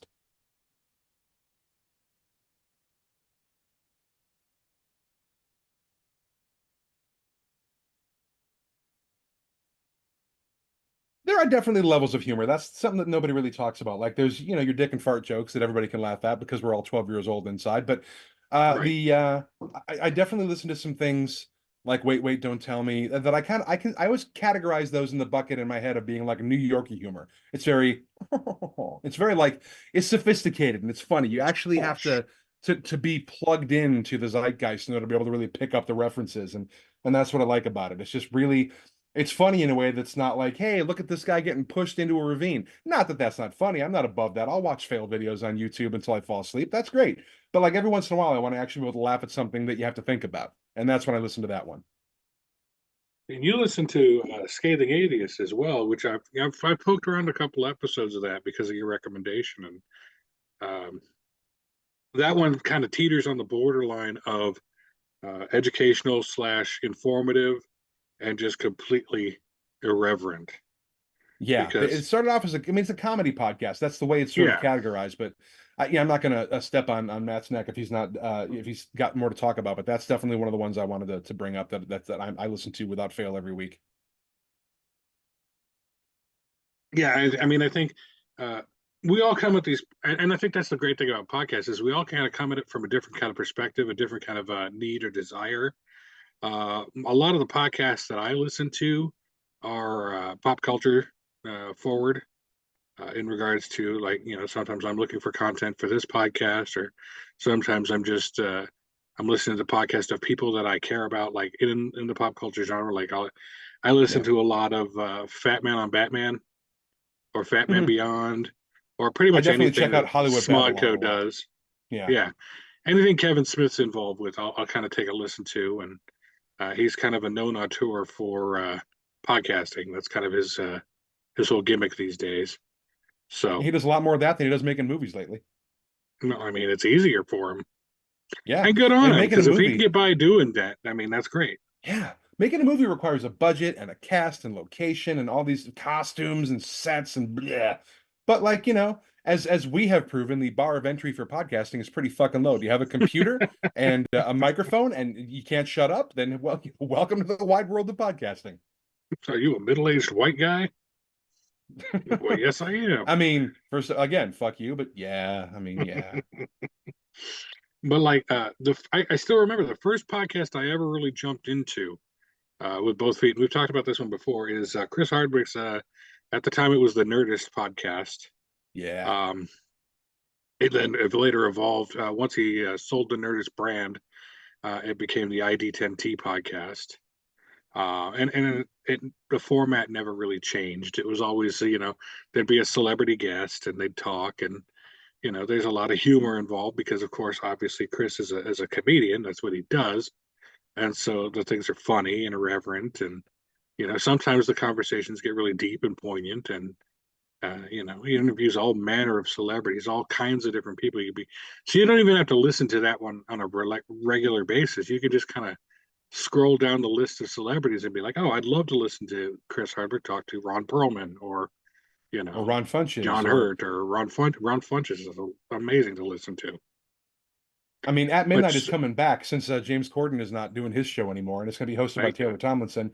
But right, Ron Funches, I think he's probably, if you want to add up all-time wins of the first run of At Midnight, I think Ron takes it. I think they even made that statement like towards the end of the run of the first edition of the show. He's one of the funniest human beings alive, so I will listen to anything that he does. I agree. But yeah, so that one's an easy win for me because and like I said, it's not something I have to. It's not like there's a narrative thread. It's not like I'm going to miss something week to week to week to week to week. So I can go in and pick and choose, or I can go into the back catalog and find one. It's like just look for an actor's name that you kind of want to listen to him talk to, and I listened to him do a really good interview with Jason Blum from Blumhouse. Yeah. And so they talked about a lot about the current state of horror movies, and why that's so successful and things like that, and that's where I came to understand the business model. We talked about this when we were talking about like Five Nights at Freddy's and whatnot. The business model of how to do a horror movie these days is like, we're going to throw $1 million at 10 different movies, Yeah. and 9 of those movies are likely going to fail. We're going to lose $9 million, but that 10th movie is going to make like $300 million and be a success. And that's going to funnel back into the company, and that's going to revitalize us for the next spate of, however many movies, 10 movies or whatever. I just use 10 because it's a nice Yeah. round number. But The I mean, and one-two punch that of makes a lot of sense investment wise. yeah, there was a real double-pronged attack on filmmaking between streaming and COVID. People just wanted to stay home initially, and then they had to stay home after a while. And now that they're free to not have to stay home, I theaters are still always want to struggling. stay But the home. one thing, yeah, I mean, I don't like it here. But one of the things there's only two kinds of movies that consistently make money anymore. 10, 15 years ago, you'd be able to see the kind of movies I wanted to write when I was going after my screenwriting career were like the mid-tier $150 million comedy. Things like Horrible Bosses, things like Road Trip, what was the other, like Meet the Millers. The what was the one with Dwayne Johnson There's an awful lot of and Jennifer Aniston in Kevin what you just Hart? said, sir. Yeah, I mean that, she's a staple of those films. But the mid-tier 100 to 150 million dollar comedy that you could reliably put out that could make 300 to 400 million. They weren't blockbusters, but they've all but disappeared. They've gone to Netflix, they've gone to streaming now. They still exist, but you're not going to see them in the Cineplex anymore. Like even a heavy-hitting movie, like there's going to be, I don't know if anybody's seen this, but there was a trailer that came out for a Beverly Hills Cop sequel called Axel F. And it's going to Netflix. be on, yeah, the whole gang's back. They got Judge Reinhold, they got Eddie Murphy, they got everybody back, but it's going right to Netflix. Now, a couple years ago, that would have really blown up at the Cineplex, but it's going to Netflix now. But the They only did the two same thing kinds with of Coming to movies, America when they released the sequel to yeah, Coming to America, yeah. I mean, streaming and Eddie only. Murphy's got Yeah. the money to be able to make those choices if he wants to, but like, you don't see those movies really hit the Cineplex anymore. But the only movies that really make money, and the former of the two is even kind of like starting to wane a little bit now. But the superhero movie, like the Marvels just kind of ate shit, a little bit. It was a good movie. I'm irritated that it did. I mean, the MCU has been pretty reliable for going on 10 plus years now. But the MCU and to a certain lesser extent, the DCU or DCEU formerly, but those like low budget horror movies, those are reliable moneymakers because they don't cost much to make. You can get away with if you've got a good enough premise and good enough effects and a good enough plot. You can get away with casting relative unknowns that don't really command giant, like, six-figure salaries. Um, and they're, corn syrup and red food coloring are cheap. You can make horror movies all day long. And Yep. Blumhouse, I think, has really tapped into the zeitgeist on that because I'm not saying those movies are cheap. They're not. I mean, if you look at anything Jordan Peele has done with them, I mean, they're really, the production value is really high, but they don't have the budget of an MCU movie. So good for those guys They for finding a shouldn't. niche and exploiting it. I wholly support that, even if I'm not like a huge fan of horror movies. I was when I was a kid, but now I just kind of I don't really see them anymore. But I've yes, heard good things about it. That's all I've heard about yeah, it, really. Ridley Scott has had nice things to say.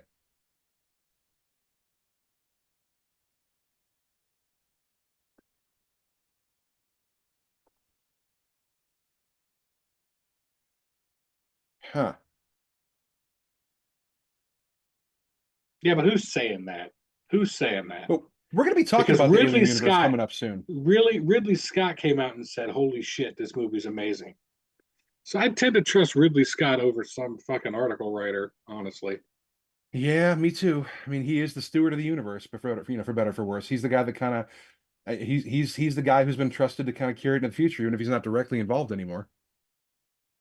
I think he's still the Yeah. producer though. But we're going to be talking about the Alien universe in an upcoming episode pretty soon. And then in the next season, we're going to get to that pretty quick. Season 6. Season 6.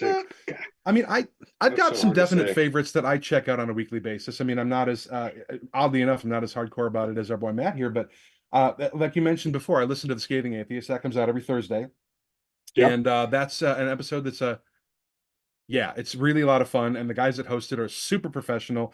I mean, to the point where, they got a high production value. They're just as profane and just as, prone to making tongue-in-cheek stupid jokes as we are. But that's a really good one, and I'm it's an issue that's very uh near and dear to my heart. I'm sort of like very wary of the creep of religion, and it's weird because I think, and again, maybe this is wishful thinking on my part because I'm not a huge fan of organized religion and I am an atheist, but it's just one No. of those things. Yeah, I know I've talked about it before, but like those guys,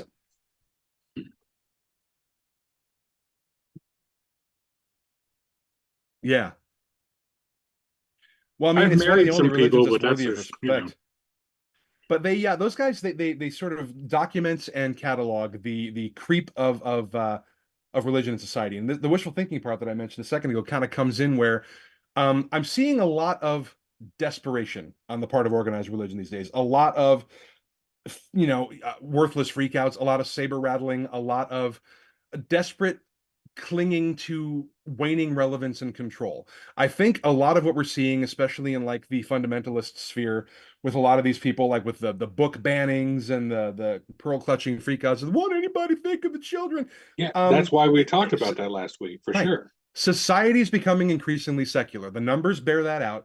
The largest growing religious group in the country are the nuns, and I don't mean the ones that wear the habits and carry around the rosaries. I mean nun as in None. And the church is experiencing declining attendance and declining participation across the board with every religion. So, as time goes on, we're just becoming an increasingly secular society. But religion is experiencing a lot of death throes, and they're doing everything they can to sort of like hang on to their waning control, like a fistful of sand through the fingers. So these guys, they document the overreach. They talk a lot about the Supreme Court because the Manchurian cantaloupe stacked the fucking court with fundamentalists like Amy Coney Barrett and Neil Gorsuch. Um, so they're out of control.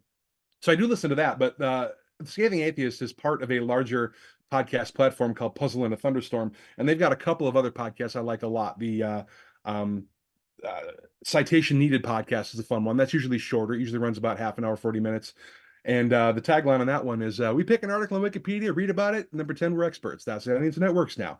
And that's really fun. It involves a lot of the same people. I don't listen as much anymore, but I do listen a lot. When I was really going after a screenwriting career really hard, I used to listen to, and still do, if I find the headline topic interesting and the show notes are intriguing enough, a podcast called Script Notes. And it's actually run by a couple of guys. John August, who was the screenwriter behind the Charlie's Angels movies. He wrote Go. He wrote the Willy Wonka movie with Charlie Depp. He's done quite a bit of work. I think he wrote the Aladdin movie with Will Smith. And then his counterpart, his foil on that podcast is Craig Mazin, who I actually worked with briefly when I was in Hollywood trying to get the screenwriting career off the ground. He mentored me a little bit. And he's the showrunner and creator behind The Last of Us show on HBO, the Chernobyl show on HBO. But prior to that, he wrote a couple of Hangover movies. He wrote Snow White and the Huntsman. He wrote Identity Thief with Melissa McCarthy and Jason Bateman. So he was the guy that kind of put me on the mid-tier comedy I was talking about before, like those kinds of not huge over the top effects heavy superhero blockbusters and not super cheap buckets of blood and gore and horror movies, but like the sort of the mid-tier comedy. That's the kind of thing I wanted to write. So I was very privileged to work with that guy, even though I did it only briefly.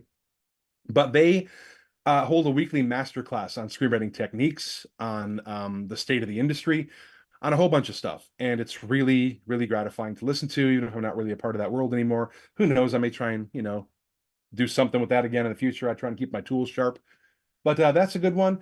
I also Yeah, listen to a lot of pop tool. culture podcasts, but yeah, I'm a tool. I listen to Mark Maron's WTF podcast a lot because he tends to have really good um, guests on.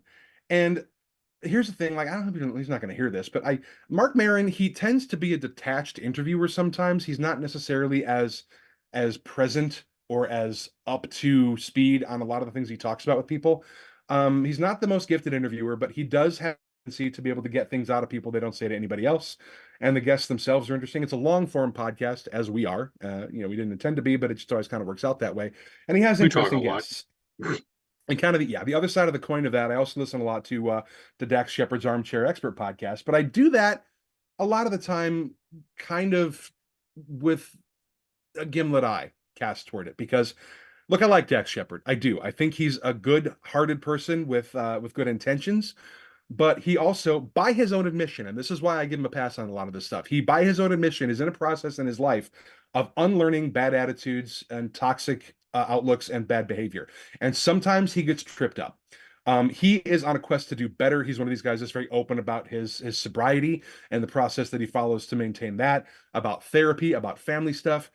But occasionally he opens his mouth and wedges his entire ass foot all the way down to the uvula. And he just did that recently. There was a little bit of controversy. He had Jonathan Van Ness from the new Queer Eye for the Straight Guy on there, and he kind of went off a little bit on gay and trans rights. And he's not a conservative guy. He's not one of these people that wants to call for the LGBTQIA plus community to be eradicated from society. He's not that guy, but he had some pretty retroactive backward attitudes about a lot of that stuff. And he made Jonathan Van Ness really upset. And I didn't listen to that episode because I didn't want to get pissed off. But every once in a while he'll say something, but he'll if he gets called out on it, he atones. He'll come back on the podcast the next week and say, you know what, I had a lot of response from something I said. I'm always working on eradicating these toxic attitudes and behaviors from my discourse. I'm not perfect. I'm trying. I'm working on it. And if you don't tell me, I don't know. So I appreciate you guys calling me out on that. I'm going to examine this and try and do better. So that's the reason I still listen. Even if he steps in shit once in a while, he at least cleans it off his shoe and apologizes and tries to not step in shit going forward. And I'll give him credit for that. But I do listen to a lot of that stuff. And I unfortunately don't have as much time to listen to podcasts as I would like because I Right. can't listen to podcasts while I'm working because I work with words for a living. And if I'm listening to somebody else talk about words, I want to listen to what they say and it messes me up. I have to listen to music while I'm working because my particular strain of neurodivergence, the part of the brain that listens to music needs to be activated and occupied for me to really be effective at my job. So that's something I do. And I don't commute because I'm a remote worker. So I don't really, I'll commute to gigs. I'll go and see friends once in a while. And those are the chances I have when I have more than an hour in the car to listen to a podcast. But I don't get a chance to listen as much as I would like. But I'm always looking for new stuff to listen to. And on that note, there's a real big one that I know that you are into, Kev, that I have not touched on because it's not my row to hoe because it's not my universe, even though one of my friends is on the show. But I know that you are a huge fan and a vocal supporter of the Mission Log podcast. I am in concept. I don't listen to the episodes as much as I should because I'm just not a trekker. But our friend John Champion, friend of the show, I've known him for about 25 years, is the co-host of that, along with Norman Lau, and they break down Star Trek stuff. And I know Yeah. that's a particular area of your fandom. I was so happy for them to come back finally because during the writer's strike and the actors' strike, in solidarity with the unions, they had decided to not release new episodes Yeah, of the podcast because I think there was some kind of rules in place for promoting talking struck about products. right, and Star Trek was a struck product, even though the product is already out, even though the product is already in existence. As members are in solidarity with the WGA and the SAG-AFTRA. SAG-AFTRA, they decided that they were not going to put new episodes of the Fury Phantom or of the Fury Phantom. Good Lord, no, of the Mission Log podcast as It it was the was. right They thing were to going to do. wait till the end. Right, it was absolutely the right thing to do. However, I started to get antsy because I didn't realize how Withdrawal much symptoms. I'd come to depend on listening to these guys week after week.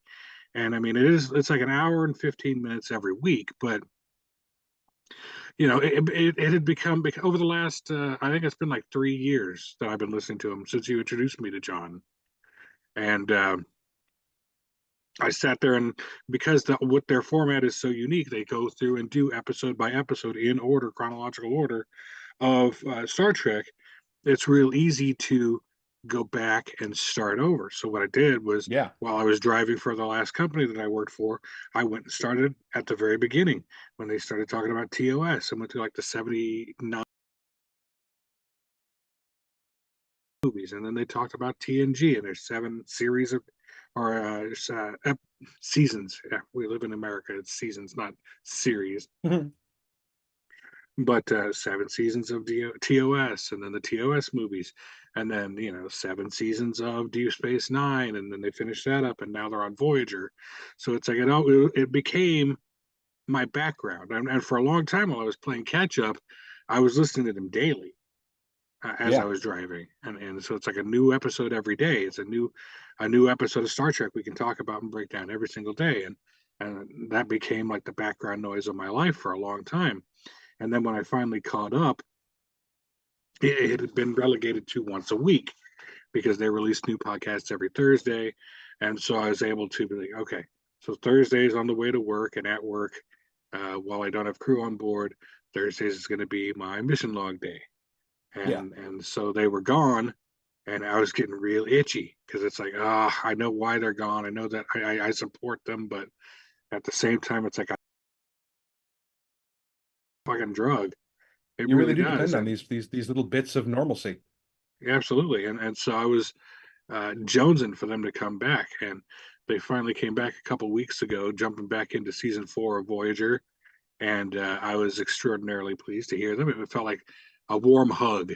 It felt like me greeting friends again, Yeah. and so it's nice to have them back. But yeah, Mission Log I listen to pretty religiously. ID10T I listen to quite a bit, uh, at least formatively to begin my whole podcast journey. Anything by Kevin Smith.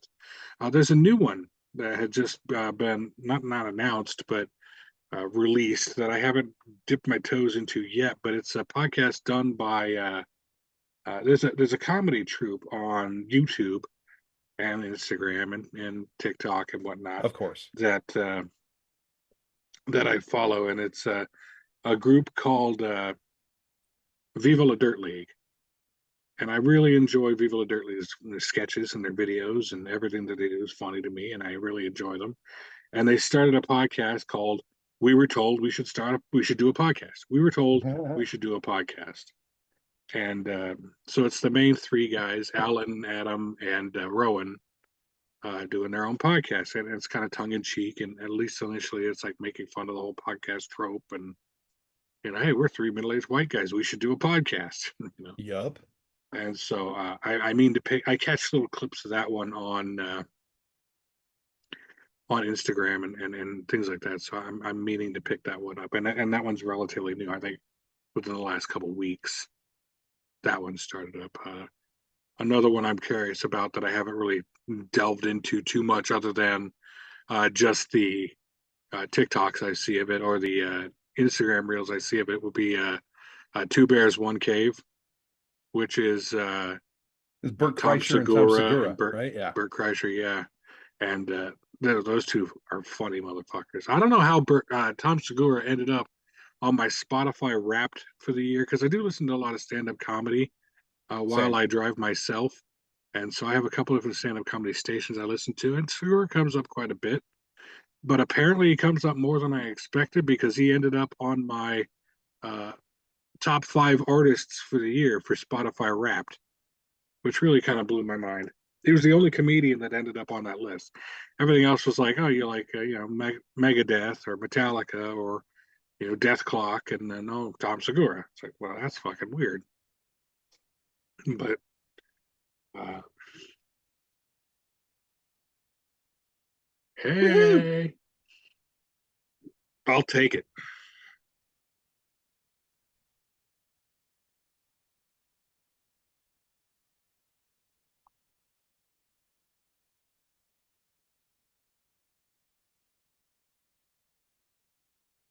I mean, so am I.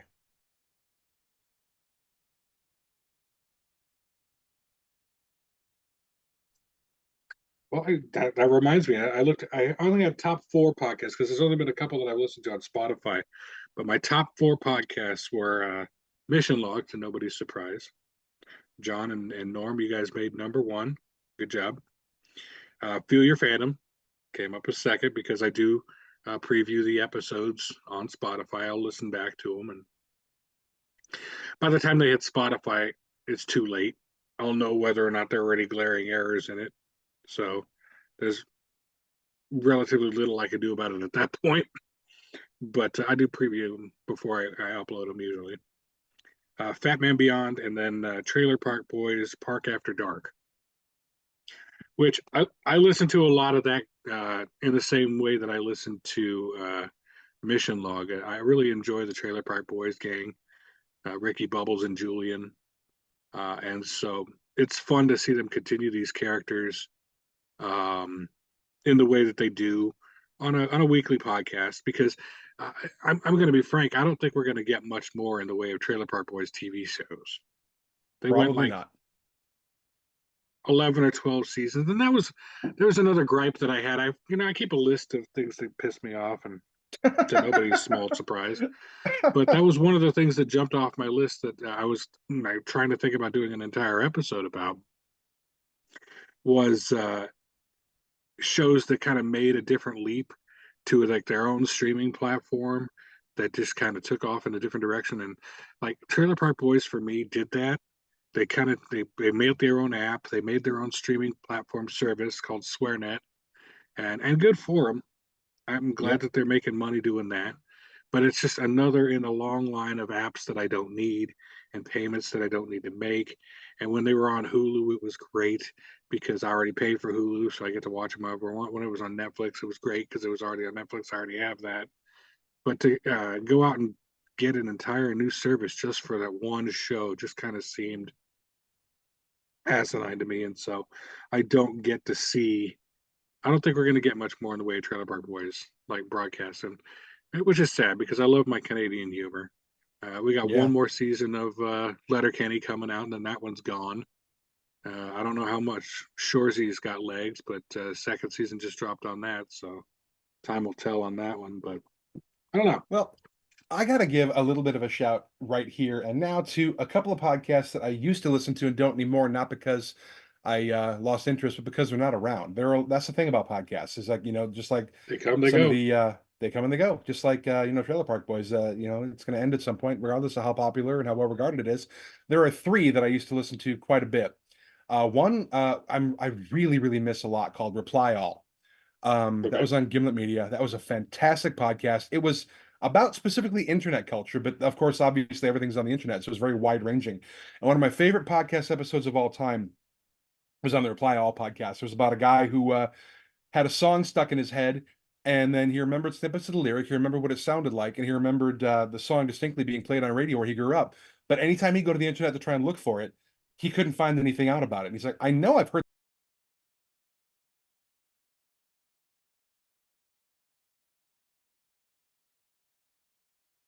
journalists trying to find this song, and I won't spoil it for you, but if you want to go to it's still up. I mean, all the old episodes are archived. The Reply All, I don't remember what episode it is. I should have prepared for that and looked it up, but I fly by the seat of my pants and the skin of my teeth. But it's a fantastic episode. Maybe we'll put it in the show notes. But also Strike Force 5 was a podcast that I liked a lot. I think they only did 12 episodes of that. Loved Strike Force 5. Yeah, even I though know I'm we not talked a about that huge one Jimmy before. Fallon fan, but Strike Force 5 was Yeah. it was the 5 late night hosts. It was Jimmy Fallon, Jimmy Kimmel, Seth Meyers, John Oliver, and who was the other one? Fallon, Myers, Oliver, Kimmel, and now I'm humiliating myself. Oh, Stephen Colbert. And Correct, they yeah. decided they were going to do a podcast and solicit heavy money advertisers. And Ryan Reynolds with Aviation Gin and Mint Mobile advertised very heavily on that.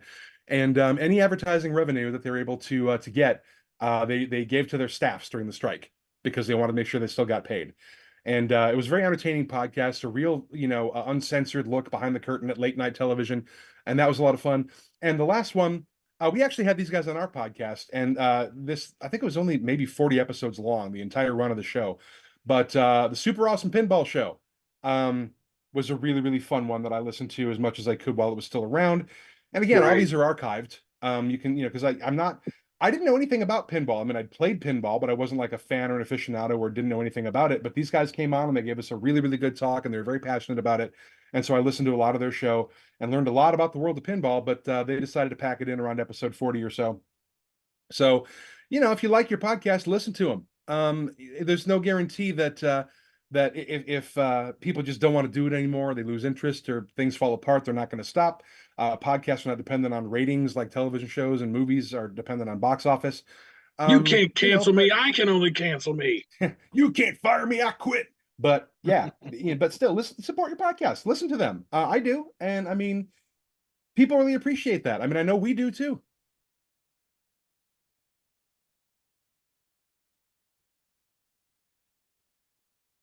Ooh, sexy time podcast.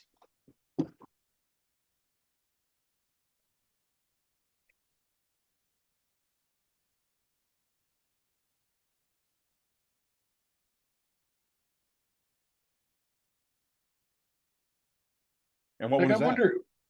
Yeah, what was it?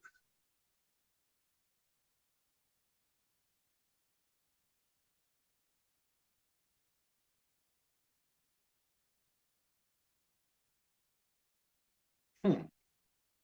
Sounds intriguing.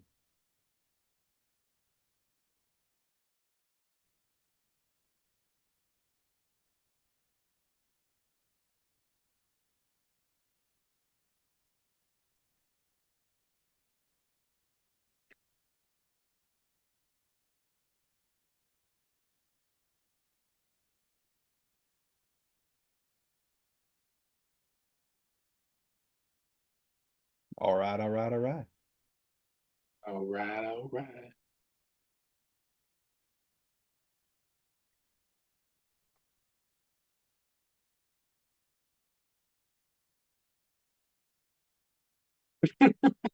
Well, not for the ones who are listening. I mean, can you imagine that being your kind of your calling card? Is be like, the voice is so soothing. We give it's like the reverse of those The monster calm truck app. ads. We'll sell Yeah. you the seats, but you'll only need the edge. It's like we'll Sunday, give you Sunday, Sunday.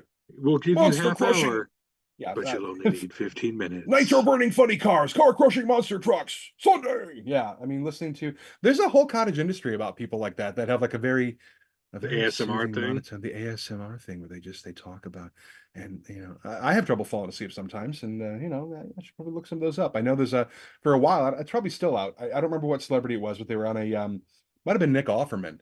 Now that I think about it, who was on some talk show saying, "Yeah, I got tapped into to read relaxing stuff on an app, and people they fall asleep to my voice, which I think is probably flattering. So good for them." It's an interesting thing. Like I said, it'd be kind of interesting to have that be your calling card. It's like, well, I got a lot of people. I got like mad viewership, but it's like people only make it to about 15, 20 minutes. They don't know what we say in the last half of the podcast because we can literally say anything. They're So all we just asleep. start reading stereo instructions and actuarial tables, and it's takes off. It's good. They're all asleep. I'd say we could do something like that, but our voice is not soothing in that way, kind of way. I don't think anyone could fall asleep to my dulcet tones. So Yeah, probably not mine either, unless I really, tamped them down and made a concentrated effort. I got to stop doing that. That's a little grammatical foible I'm trying to fix in my own speech. If you're I say making it an too. effort, yeah, it's a concentrated effort if it's one person. It's a concerted effort if it's several, because the root of that word is concert. Your Concert, team yeah. can make a concerted effort. An individual only makes a concentrated effort. So trying to amend that in my speech. And if you were looking for something boring to fall asleep to, my grammatical foibles maybe are one of those things that I should start a little podcast about on my own, just to kind of like bore people to sleep with language stuff. But Or you could do an entire podcast about the shit that you rant about, like do anti sports rants or anti Apple products rants, and yeah, but I get hit up you know, about that. Nobody's going to fall asleep to me screaming about how much I hate football. But no. anyway, that's true. And Jim doesn't like either of them. Also true. Although I uh, respect soccer a lot more. At least it's not that I'm trying to say it's not technically a contact sport. European football, soccer actually I don't watch it, but I don't hate it. American football is a cultural cancer, and that's a hill I will die on 8 days out of 7. Not that we're here to shit on anyone's fandom. Remember. Nope. Nope. No. Well, and that's kind of like I said, that's kind of one of the things we wanted to talk about today is because a lot of the reasoning behind me even creating the Fuel Your Fandom podcast in the beginning was finding podcasts as soothing and relaxing as I did, and finding out that the entry level for this, as you said, Jim, is very very low. I mean, for the price of a Clearly. microphone and a If I can do it. subscription to, well, in my case, it's like a subscription to Zoom because we do this over Zoom now, and a subscription to Buzzsprout, which we pay And I do monthly. pay for Spotify. Right. It's a very very low entry point.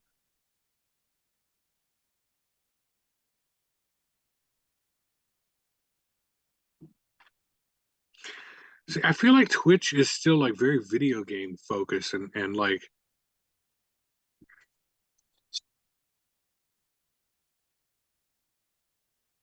just chatting. Well, I'll be dipped in Interesting. shit. How about that? You don't do that.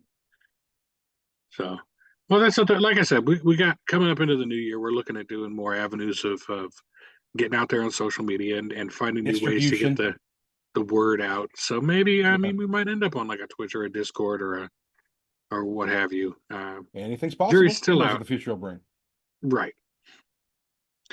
But yeah, I mean, podcasting is definitely, like I said, there's a low entry point. It was something I could do. It's something I had fun doing. Like I said, I originally started the podcast just so I could talk to my friends about shit that they're nerdy about and shit that I'm nerdy about. And And lo and behold, now 5 well, years later, we're still talking about to our friends about shit we're nerdy about. absolutely, because I mean, it's really cool to see that sparkle in someone's eye when they get, fanatical about something. It's really cool to see them get worked up. I mean, even if it's like ranty worked up, like Jim with his sports rants or his Apple products rants. It's How obviously dare he's you? got enough of a passion built up that you can get to that point where you can see that kind of, even if it's an angry sparkle, but you see that sparkle in his eye. I'm a middle-aged No. white man with a microphone and opinions. Aren't we all? But Yep. yeah, I mean, podcasts have always been a good way to, because they're not regulated by like the FCC or they're not regulated by, you know, traditional advertising or how it goes. I mean, there's advertising in podcasts. There always is. There always will be. I mean, but the fact of the matter Which brings me to is our that's next sponsor. I want to tell you all about HelloFresh. Jesus Christ. Not sponsored by HelloFresh. Nobody gave us No. money for this. Fuck But HelloFresh anyway.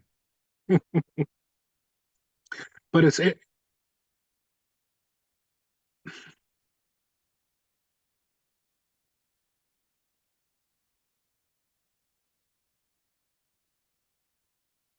No, Yeah, I have no see? qualms whatsoever with the quality of HelloFresh. It was I got a trial subscription from a friend who had some free meals coming their way, and they sent them to me, and I was between jobs at that point and super broke, and it's not like I needed the food. I wasn't going hungry necessarily, but I got a couple of boxes, and then I canceled the subscription after the free trial was over, and they never to this day harassed me to re-up.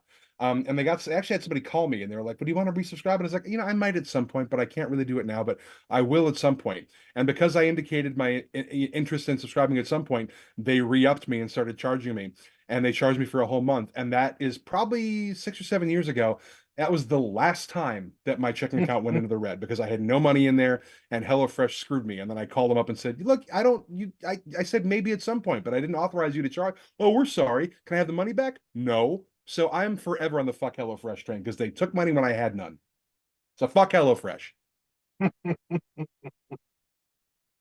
you know But what I'm anyway, saying. I mean, yeah. podcasts are kind of like the wild west of entertainment. Like, it's not like traditional radio where you're bound by certain strictures and certain rules. We can say things we want to say to a Like degree. fuck HelloFresh. Like fuck HelloFresh. We can Yeah. we can talk about the things that we want to talk about. We're not necessarily constrained by what an advertiser wants us to talk about or what uh, certain people want us to talk about. We're not going absolutely to end free up to do what Jon we want. Stewart on Apple TV who wants to talk about, exploitation of overseas labor and the troubling rise of AI. And then Apple's like, maybe you shouldn't talk about that. No. And Jon Stewart says, maybe you should eat a fucking bag of shit. So, Yeah, Good for we're Jon not, Stewart for having integrity. podcasts aren't restrained like that. And so that's kind of Clearly. why I think there's such a huge rise in the number of podcasts, other than there being a lot of middle-aged white guys, but there's just such a Too huge many. rise of podcasting because people are free to say and talk about what they want and do what they want, and you can do it fairly on the cheap. A lot of these people like Chris Hardwick or Michael Rosenbaum and these people who have these Dax Shepard and whatnot, they have their own Existing podcast platforms. studios that they just kind Yeah. of build in their house, and it just becomes a part of their day. Kevin Smith, has the Smodcastle now, which is built onto. I want to say he turned RST Video from the Clerks He movies did, yeah. into a podcast studio, Sure did. which is really neat. So I mean, it's an accessible art form. I say art form with severe quote marks because I certainly don't consider what I do art by any kind of stretch of the imagination. But I mean, I it's kind of mean, abstract art in the same sense like interpretive dance is, I guess. but it's easily accessible, and there's something literally for everybody. So the fact that podcasting is a fandom of its own is not surprising to me at all. Um, I think it's a fascinating topic, and I want to thank Matt for coming on and talking about it. Um, it makes a lot of sense. It's kind of meta in a way to end a season of a podcast talking about podcasts. It's so recursive, it's got to open its own mouth to see where it's going because it's up its own ass that far. But it's fine. I mean, I'm a fan of it. You could have said something nice Jesus. like you could have said something nice like Ouroboros, but no, it was human centipede. Ugh. Sadly, I think more people in the world know what human centipede is and what an Ouroboros is, but so it's a very pertinent reference, I think.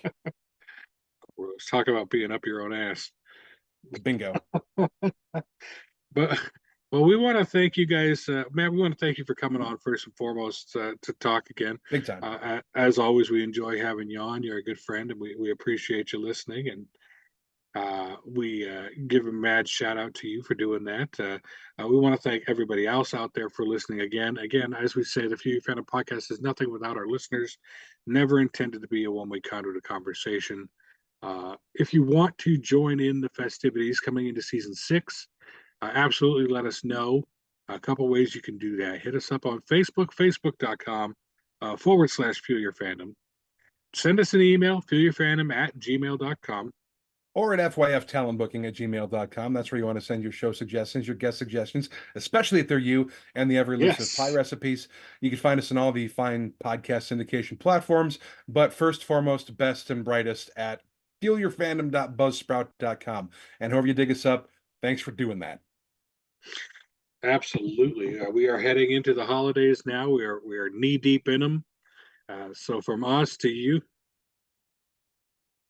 I I should think about literally just starting.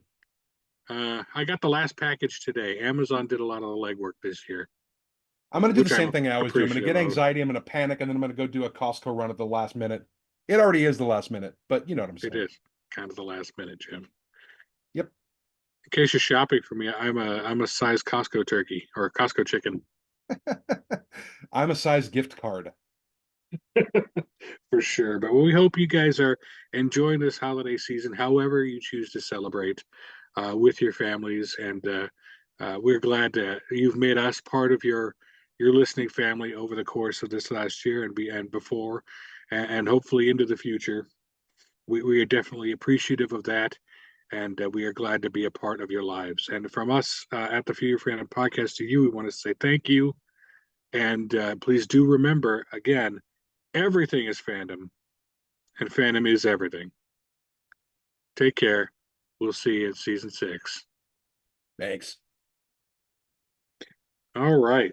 So send me what y'all got. I'm going to probably edit tomorrow while I'm at work or before work or whatever. That way I can get the sound mixes done by Wednesday. I don't think I have any